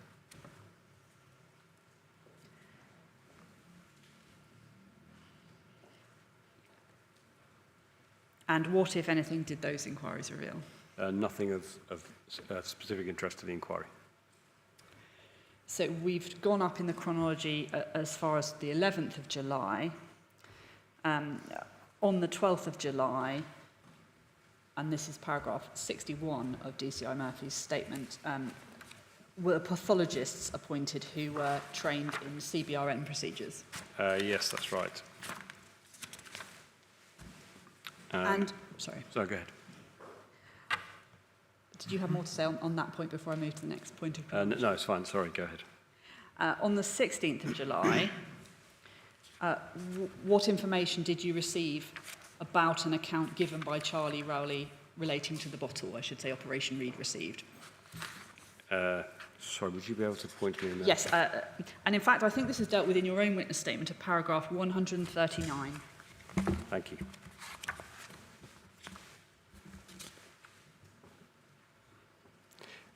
So this is where we have a first account from Charlie in terms of his potential finding of the bottle. In fact, in this account, it was that he couldn't recall picking up. Whilst he could recall picking something up, he could not recall when or where this happened, associated to being drunk at the time. But he then, obviously, at that point, I'd seen his account in how he then described Dawn spraying her wrists with the substance. And then on the 19th of July, did forensic examination take place of Queen Elizabeth Gardens? Yes, it did.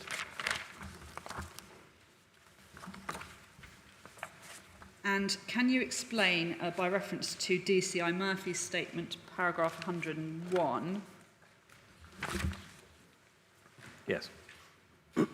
First of all, we know that the Queen Elizabeth Gardens, we know from the statement, was cordoned on the 4th of July, but forensic examination was commenced on the 19th of July. Why was it that timing? I think it was all to do with prioritisation of the scenes between Muggleton Road and the other scenes. And whilst Queen Elizabeth Gardens remained an important scene, of course, we needed to prioritise our resources in terms of the investigative decisions. However, DCI Murphy remained interested in Queen Elizabeth Gardens, clearly because, as we'll discuss later, I had relevant information about Queen Elizabeth Gardens, or at least that general area of Salisbury, in association to the subjects of interest. So, just to put it simply, and as you say, we'll come into more detail later, but you thought there might be a potential overlap between where the suspects had been and the fact that Dawn and Charlie had visited Elizabeth Gardens. Yeah. And by reference to paragraph 102 of DCI Murphy's statement, were swabs taken from the public toilets in the park? Yes, they were. And were those, we saw some toilets by Crane Bridge, was it those or was it other toilets in I the believe park? it was those toilets, yes. And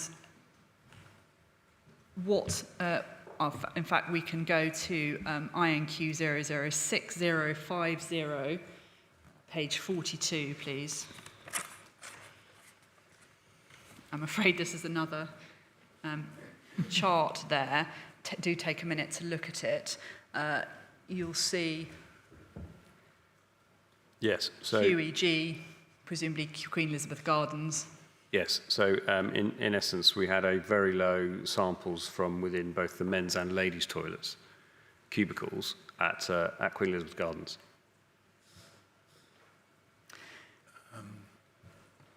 And Just give me a moment, Ms. Whitelaw.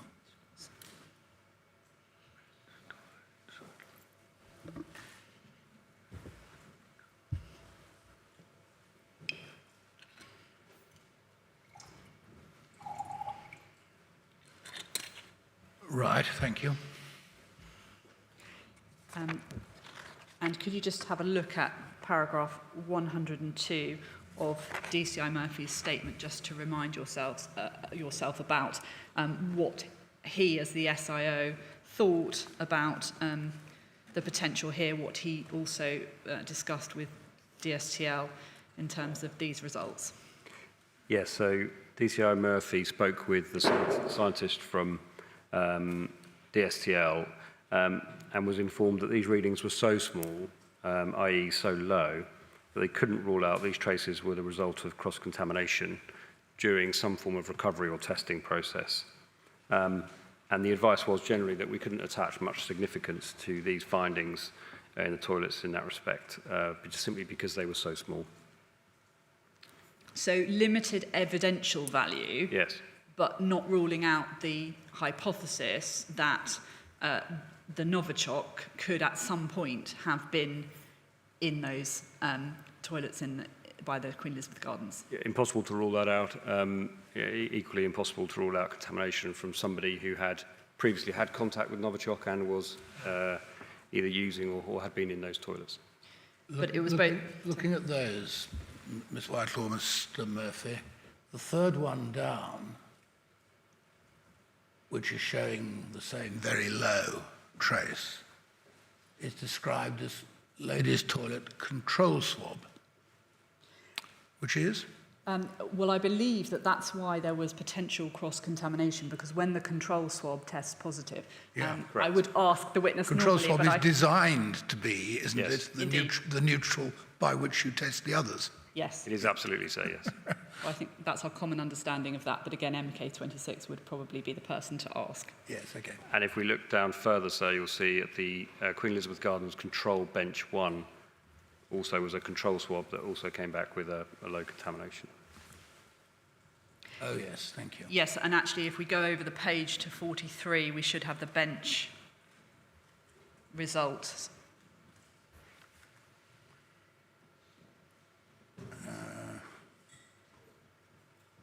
So these are Queen Elizabeth Garden benches. Right. Yes, just to be clear, the Queen Elizabeth Garden benches. Oh, yes, yes.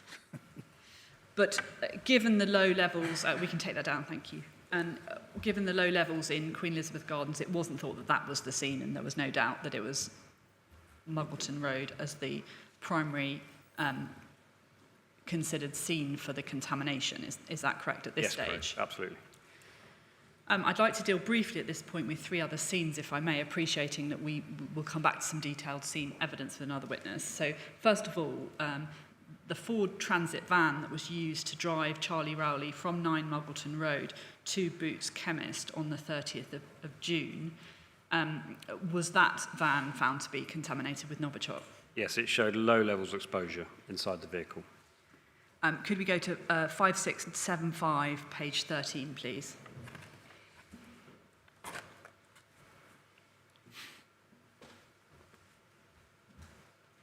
And do we see contamination primarily on the passenger side?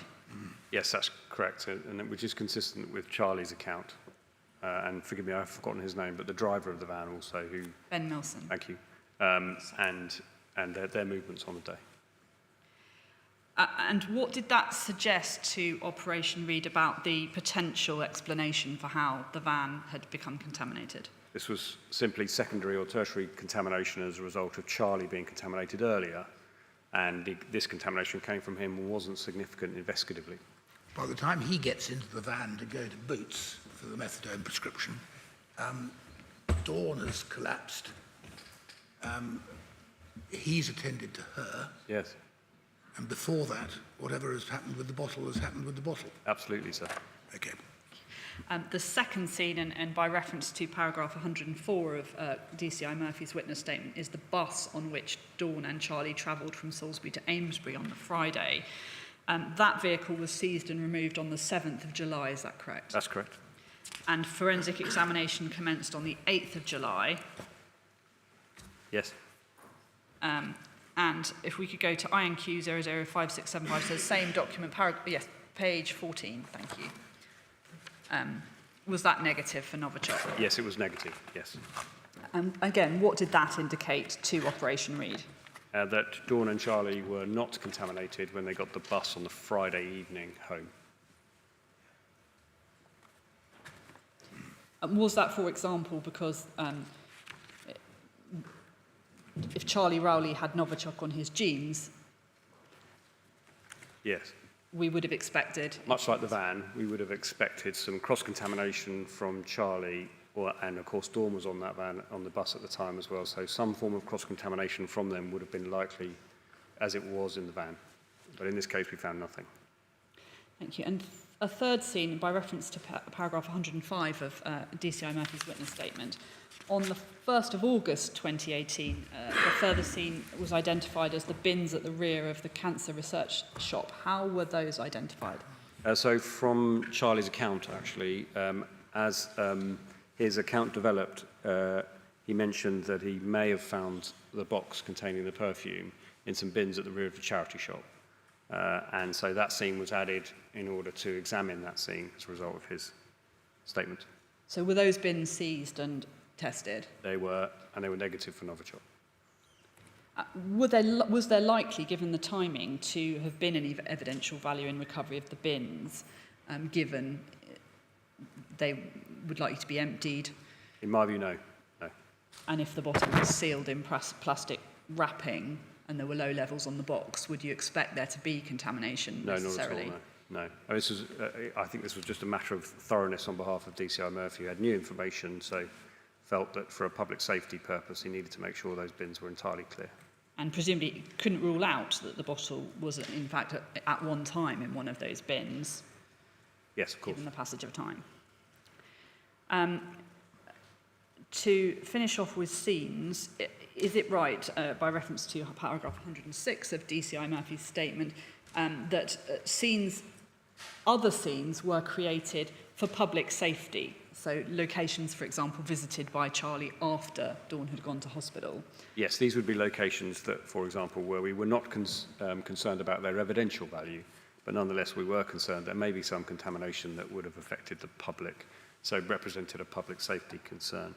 So once the bottle had been identified, these were for remediation, clean-up, rather than evidential investigation. And they would have been handed back to the strategic coordinating group in the way that we've previously discussed. And did those include the Boots chemist in Amesbury, Yes. the Amesbury Methodist Church and Grounds, Yep. and the ATM at the Co-op Amesbury? Yes. And then further into the chronology, on the 21st of July, did there come a point when the SIO for Operation Reed asked DSTL if they could conduct batch testing to see if the bottle was the same as that used in the Skripal attack? Yes, that's correct.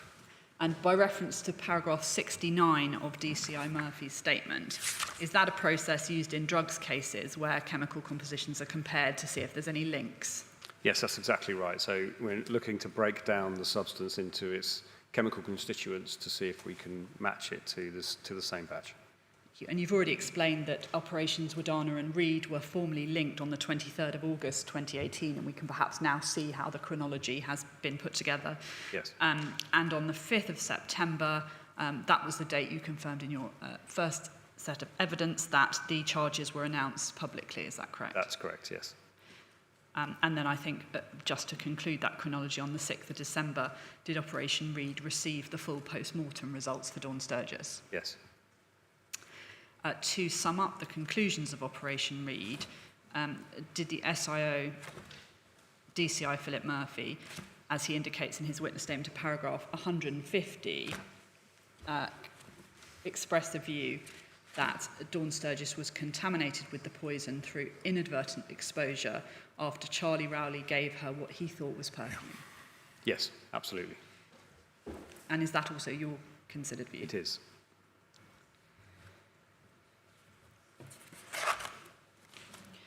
Thank you very much, Commander Murphy. That concludes my questioning for this tranche of the evidence. Thank you. There may be some further questions for you.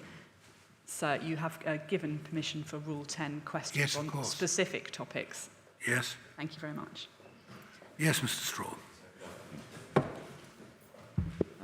Commander Murphy, Good afternoon. earlier you discussed two hypotheses as to how Mr. Rowley may have found and then assembled the bottle. One of them was that he found the bottle with the collar or the sleeve on, and so that was keeping the Novichok in. And then separately the applicator, and put them together. The other, I think, was that the bottle didn't have the sleeve on, in which case, as I think you said, it must have had the top on, otherwise it would have all... The little orange cap would have been on, yes. This orange cap, thank you. Now, if Charlie had found it in that state, is it right that in order to assemble it, he would first have to take the cap off, then put the silver collar on, Yes, screw that on, and finally put the applicator, the nozzle on? that's correct. And so there would have been 4 parts, essentially. Yes, well, we would have had the bottle, the orange cap that he'd have had to have taken off, the sleeve, the silver collar that you've seen that's got the pump action in it, and then the horizontal applicator. Now, you mentioned earlier that, by reference to DCI Murphy's statement, that Charlie's consistent account is that there were just 2 parts. Is that right? Yes, I believe it is, although I think there have been some variant in terms of the packaging of those items, but yes, I believe he said 2. At any stage, has he suggested that there were 4 different parts? No, and he makes no reference to the orange cap in his evidence. Thank you. The next topic is just to be very clear on where the Nina Ritchie bottle was found. Can we have a look, please, on screen at 5133 and page 5?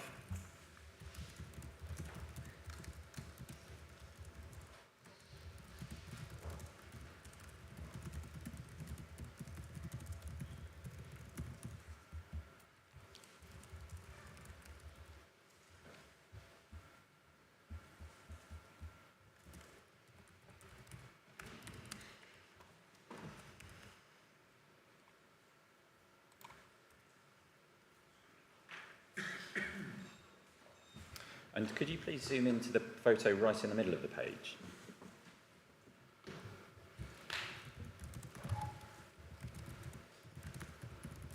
Thank you.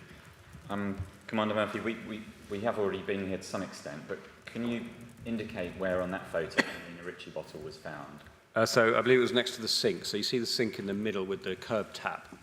Nina Ritchie bottle, I believe, was found there. It's, unless I've misremembered it, and you must tell me if I have, Mr. Murphy, it was to the right of the sink. Yes, that's correct. If one was standing at it, as it were. Yes, that's But correct. There was also a good deal of other bits and pieces. Yes, glasses and cups, I believe so. Around It's impossible to know when this picture was taken, sir, but yes. Okay. Is there in the corner there something that looks like a bread bin? Yes, there is a wooden bread bin on. And was the bottle found between the sink and the bread bin? Yes, I believe it was, yes. There are other photographs, Mr. Straw, aren't there, which show it more or less up against that wooden Yes. box. Yes, we've been to those already today. Now, the carrier bag that's used as a bin, Yes. can you help us by reference to this photo, whereabouts that was found? Actually, I'm afraid I'm not entirely clear. I think it might have been down to the right-hand side as we're looking at this picture here. Where the broom is, perhaps? Yes, I think, and that's where I think the mop and so Certainly. behind the cupboard on the right here. It's certainly true, it may not be the same broom, but it's certainly true that in the photographs which show the bin liner bag, white bin liner bag, there is a broom standing up. But it may not be that one. Could we go to that photo, please? Please, yeah. Certainly a puzzle for me. It's at INQ 005126. 5126. Yeah. And page 9 of that, please. Thank you.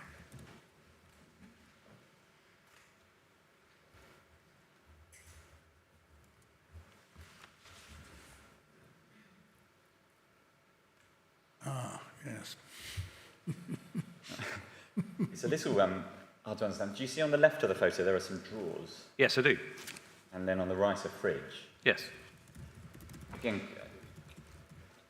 can you give any more explanation as to roughly where in respect of the photo we were looking at just now? I can't, but if it's helpful, what I'll do is make sure that I provide the detailed map and photographs of the whole of the kitchen, if it helps to orientate where you Yeah, would like to know. things have been moved between the two photographs, haven't they? I think so.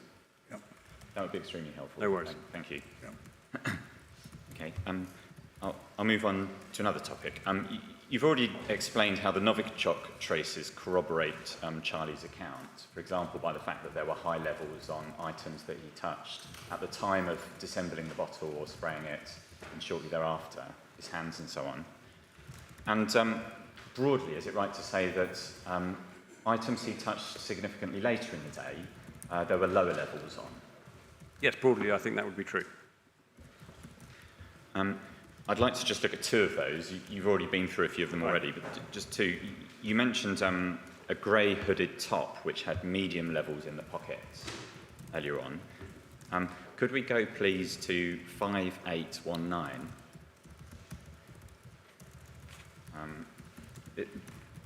This is the annexes to the police report. And then page 116 of that, please.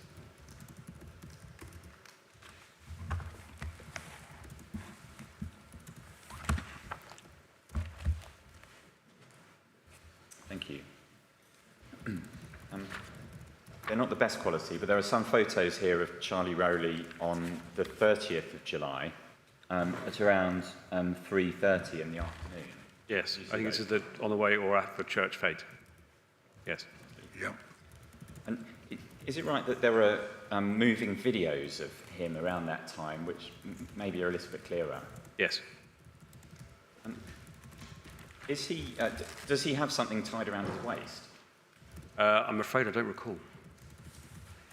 From those photos there, does it appear as though he has something tied around his waist? I think, yes, it looks like a jumper or a jacket of some kind. The bottom one is pretty good at looking like it's a coat or a jacket of some kind. Your answer may well be, I'm not sure, but could that be the grey hooded top that the levels were found on? It absolutely could be. I'm not entirely sure, to be honest. No problem. Okay. And then the other item is the red transit van, which you've already talked about, in which Ben Milsom took Charlie to Boots after Dawn had been taken to hospital. Could we turn, please, to 884? Could we have that up on screen? So this is Ben Milsom's witness statement. Right.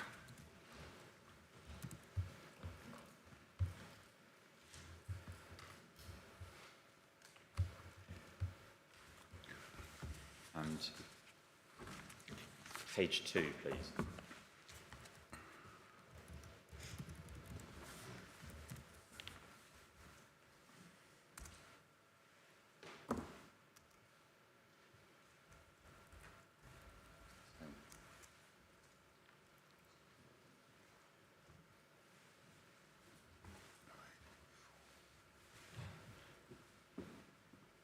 It's 30884.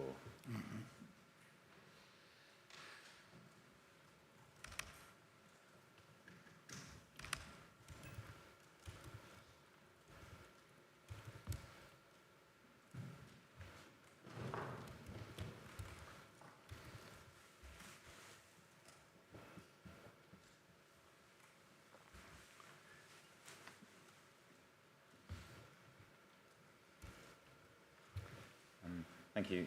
Page 2, please. There's do you see about a third of the way down the page, he describes Dawn going in the ambulance, and then notes Charlie. Sam reminded Charlie that he had to go to the chemist for a methadone prescription, so I gave them both a lift into Amesbury. There are 3 seats in front of the van, and Charlie was in the middle of us. Do you see that there? And I'd just like to cross-check that against the Novichok findings, please. 5674, please.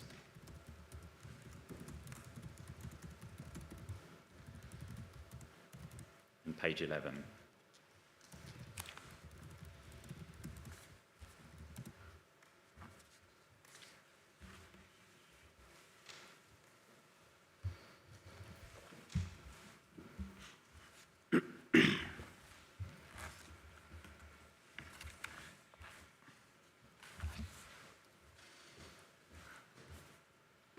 I'm sorry, just draw the reference. I'm sorry, it's Don't worry. 5674, Thank you. page 11. Thank you.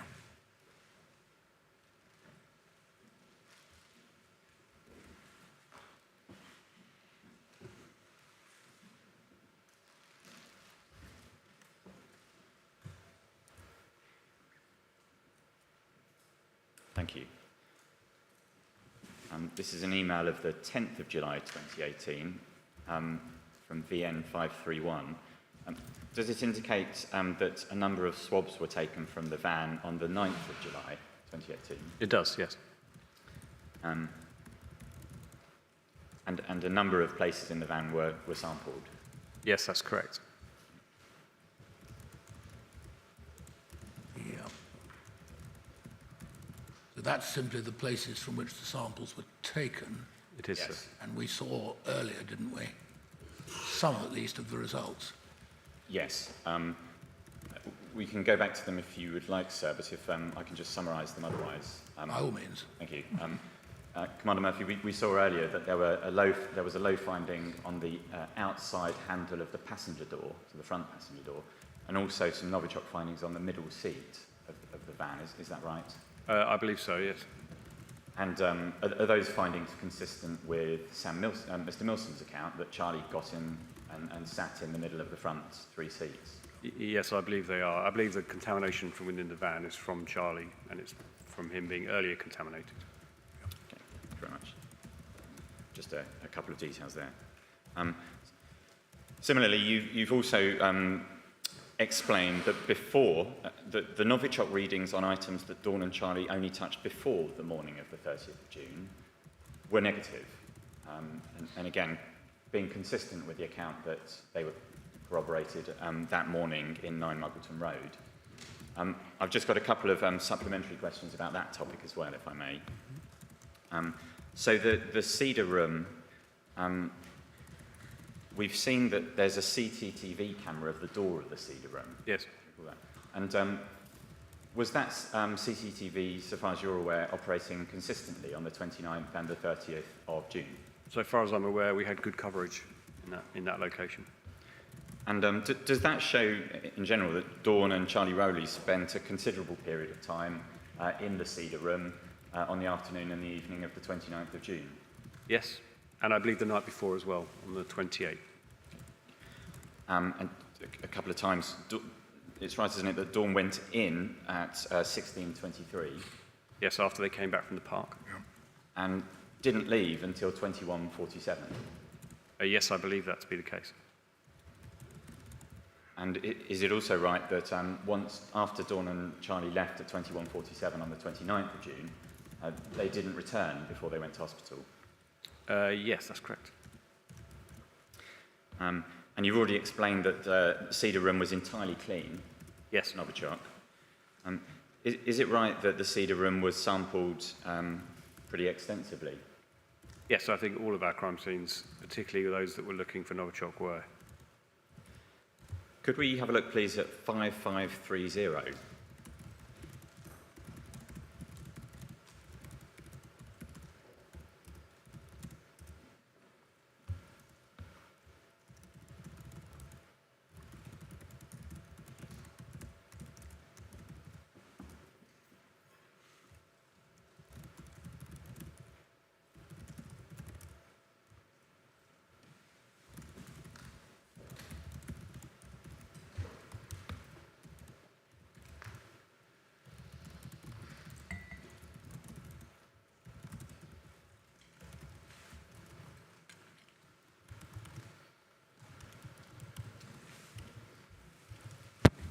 document dated the 10th of July 2018, Yes.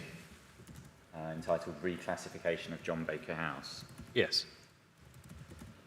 Could you turn, please, to page 3?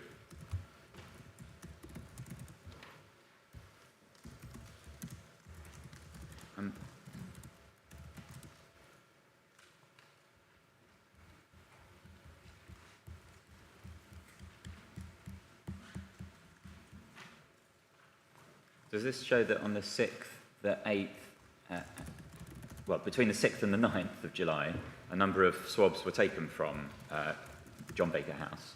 Yes, it does.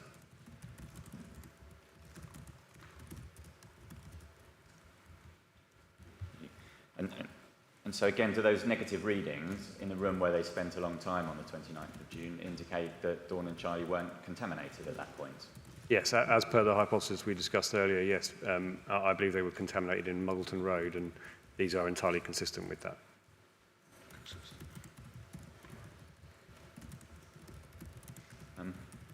So a similar question about the bus. There's also a record which indicates the extent to which the bus was sampled. I thought we'd had that. But, oh, I see the number of samples, you mean? Yes. Yes, so we've got the findings. If this assists, there's a document which has the date and the number of samples. Perhaps we could just quickly... Well, it may be that Mr. Murphy will agree with you that they did an awful lot of testing everywhere. Yeah, I think that's the basic question. Yes. Yeah, thank you. For your notes, Sarah, if it's significant, it's INQ 005674, page 9.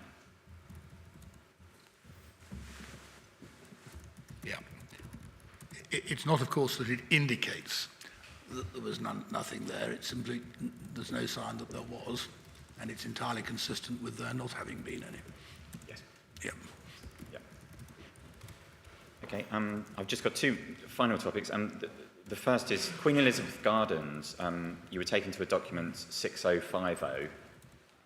Could we please have that back on screen? I don't think we quite got to identifying the readings on the bench and the cable tie. No. 6050, page 42, please.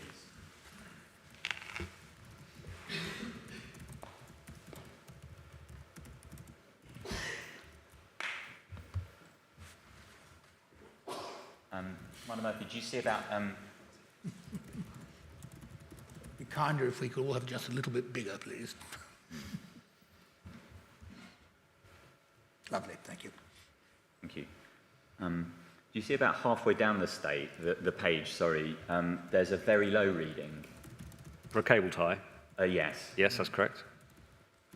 Are you able to say, was that a cable tie found on the bench?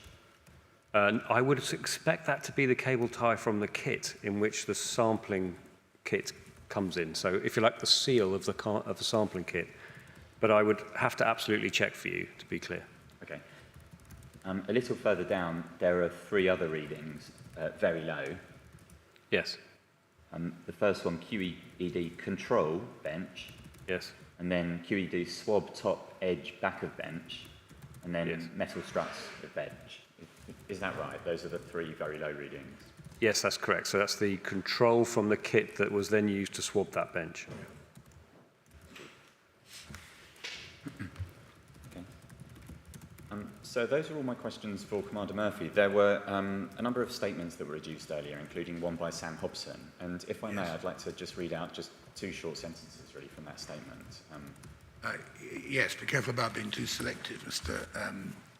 Straw. The whole thing's in evidence. But by all means, if you want to draw attention to a particular passage, do. Thank you. I hope I'm not being selective. Please, could we have 814 up on screen? This is one of Sam Hobson's statements, is it? It is, yeah. 814. 814. It's the statement dated the 7th of July, 2018. DO27.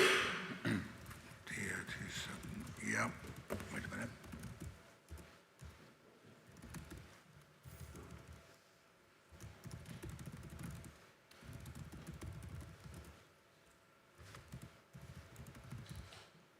Page 2, please. So you see in the second paragraph there, Sam Hobson describes he, Charlie and Matt injected some heroin. This is on the afternoon of the 29th of June. He then went on in the third sentence, Dawn does not do drugs. She is an alcoholic, and I think she was probably drinking some wine. Yeah. So that's just the first sentence. Obviously, Mr. Hobson then goes on to describe he and Charlie taking other drugs that day. And then could we go over the page to page 4, please? And the bottom paragraph of page 4. So this is about the 30th of June, 2018, and Charlie telling Sam Hobson about Dawn's symptoms after she collapsed, at the time she collapsed. So Charlie told me that during the morning Dawn was complaining of a headache and told him that she shouldn't have taken any more tablets. So Charlie took the tablets and put them in a cupboard in the bedroom. Dawn then went to get in the shower, and Charlie heard a thud and went into the bathroom and saw Dawn lying in the bath fully clothed. And he could... See, it must be. Must be. He could see she was foaming at the mouth and struggling to breathe. So those are the only sections I would wish to read out. So that's before Charlie calls the ambulance, of course. Precisely, yes. He goes on to say, Charlie told me he phoned for an ambulance after that. Yeah, well, and that's what Charlie has also told people, as far as we heard this morning. Yes, thank you very much, Mr. Thor. I've got those. Thanks. So those are all my questions. Thank you.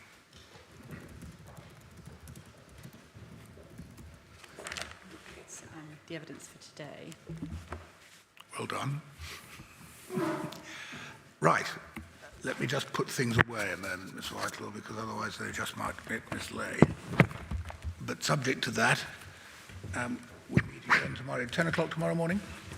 10 o'clock Yes, tomorrow 10 morning? o'clock, please. Thank you very much. Just a moment.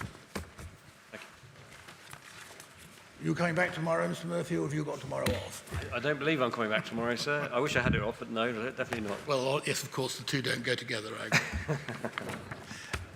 I may see you, I gather, later on. Yes. But for the moment, thank you very much for your help. Thank you, sir. 10 o'clock tomorrow morning, please.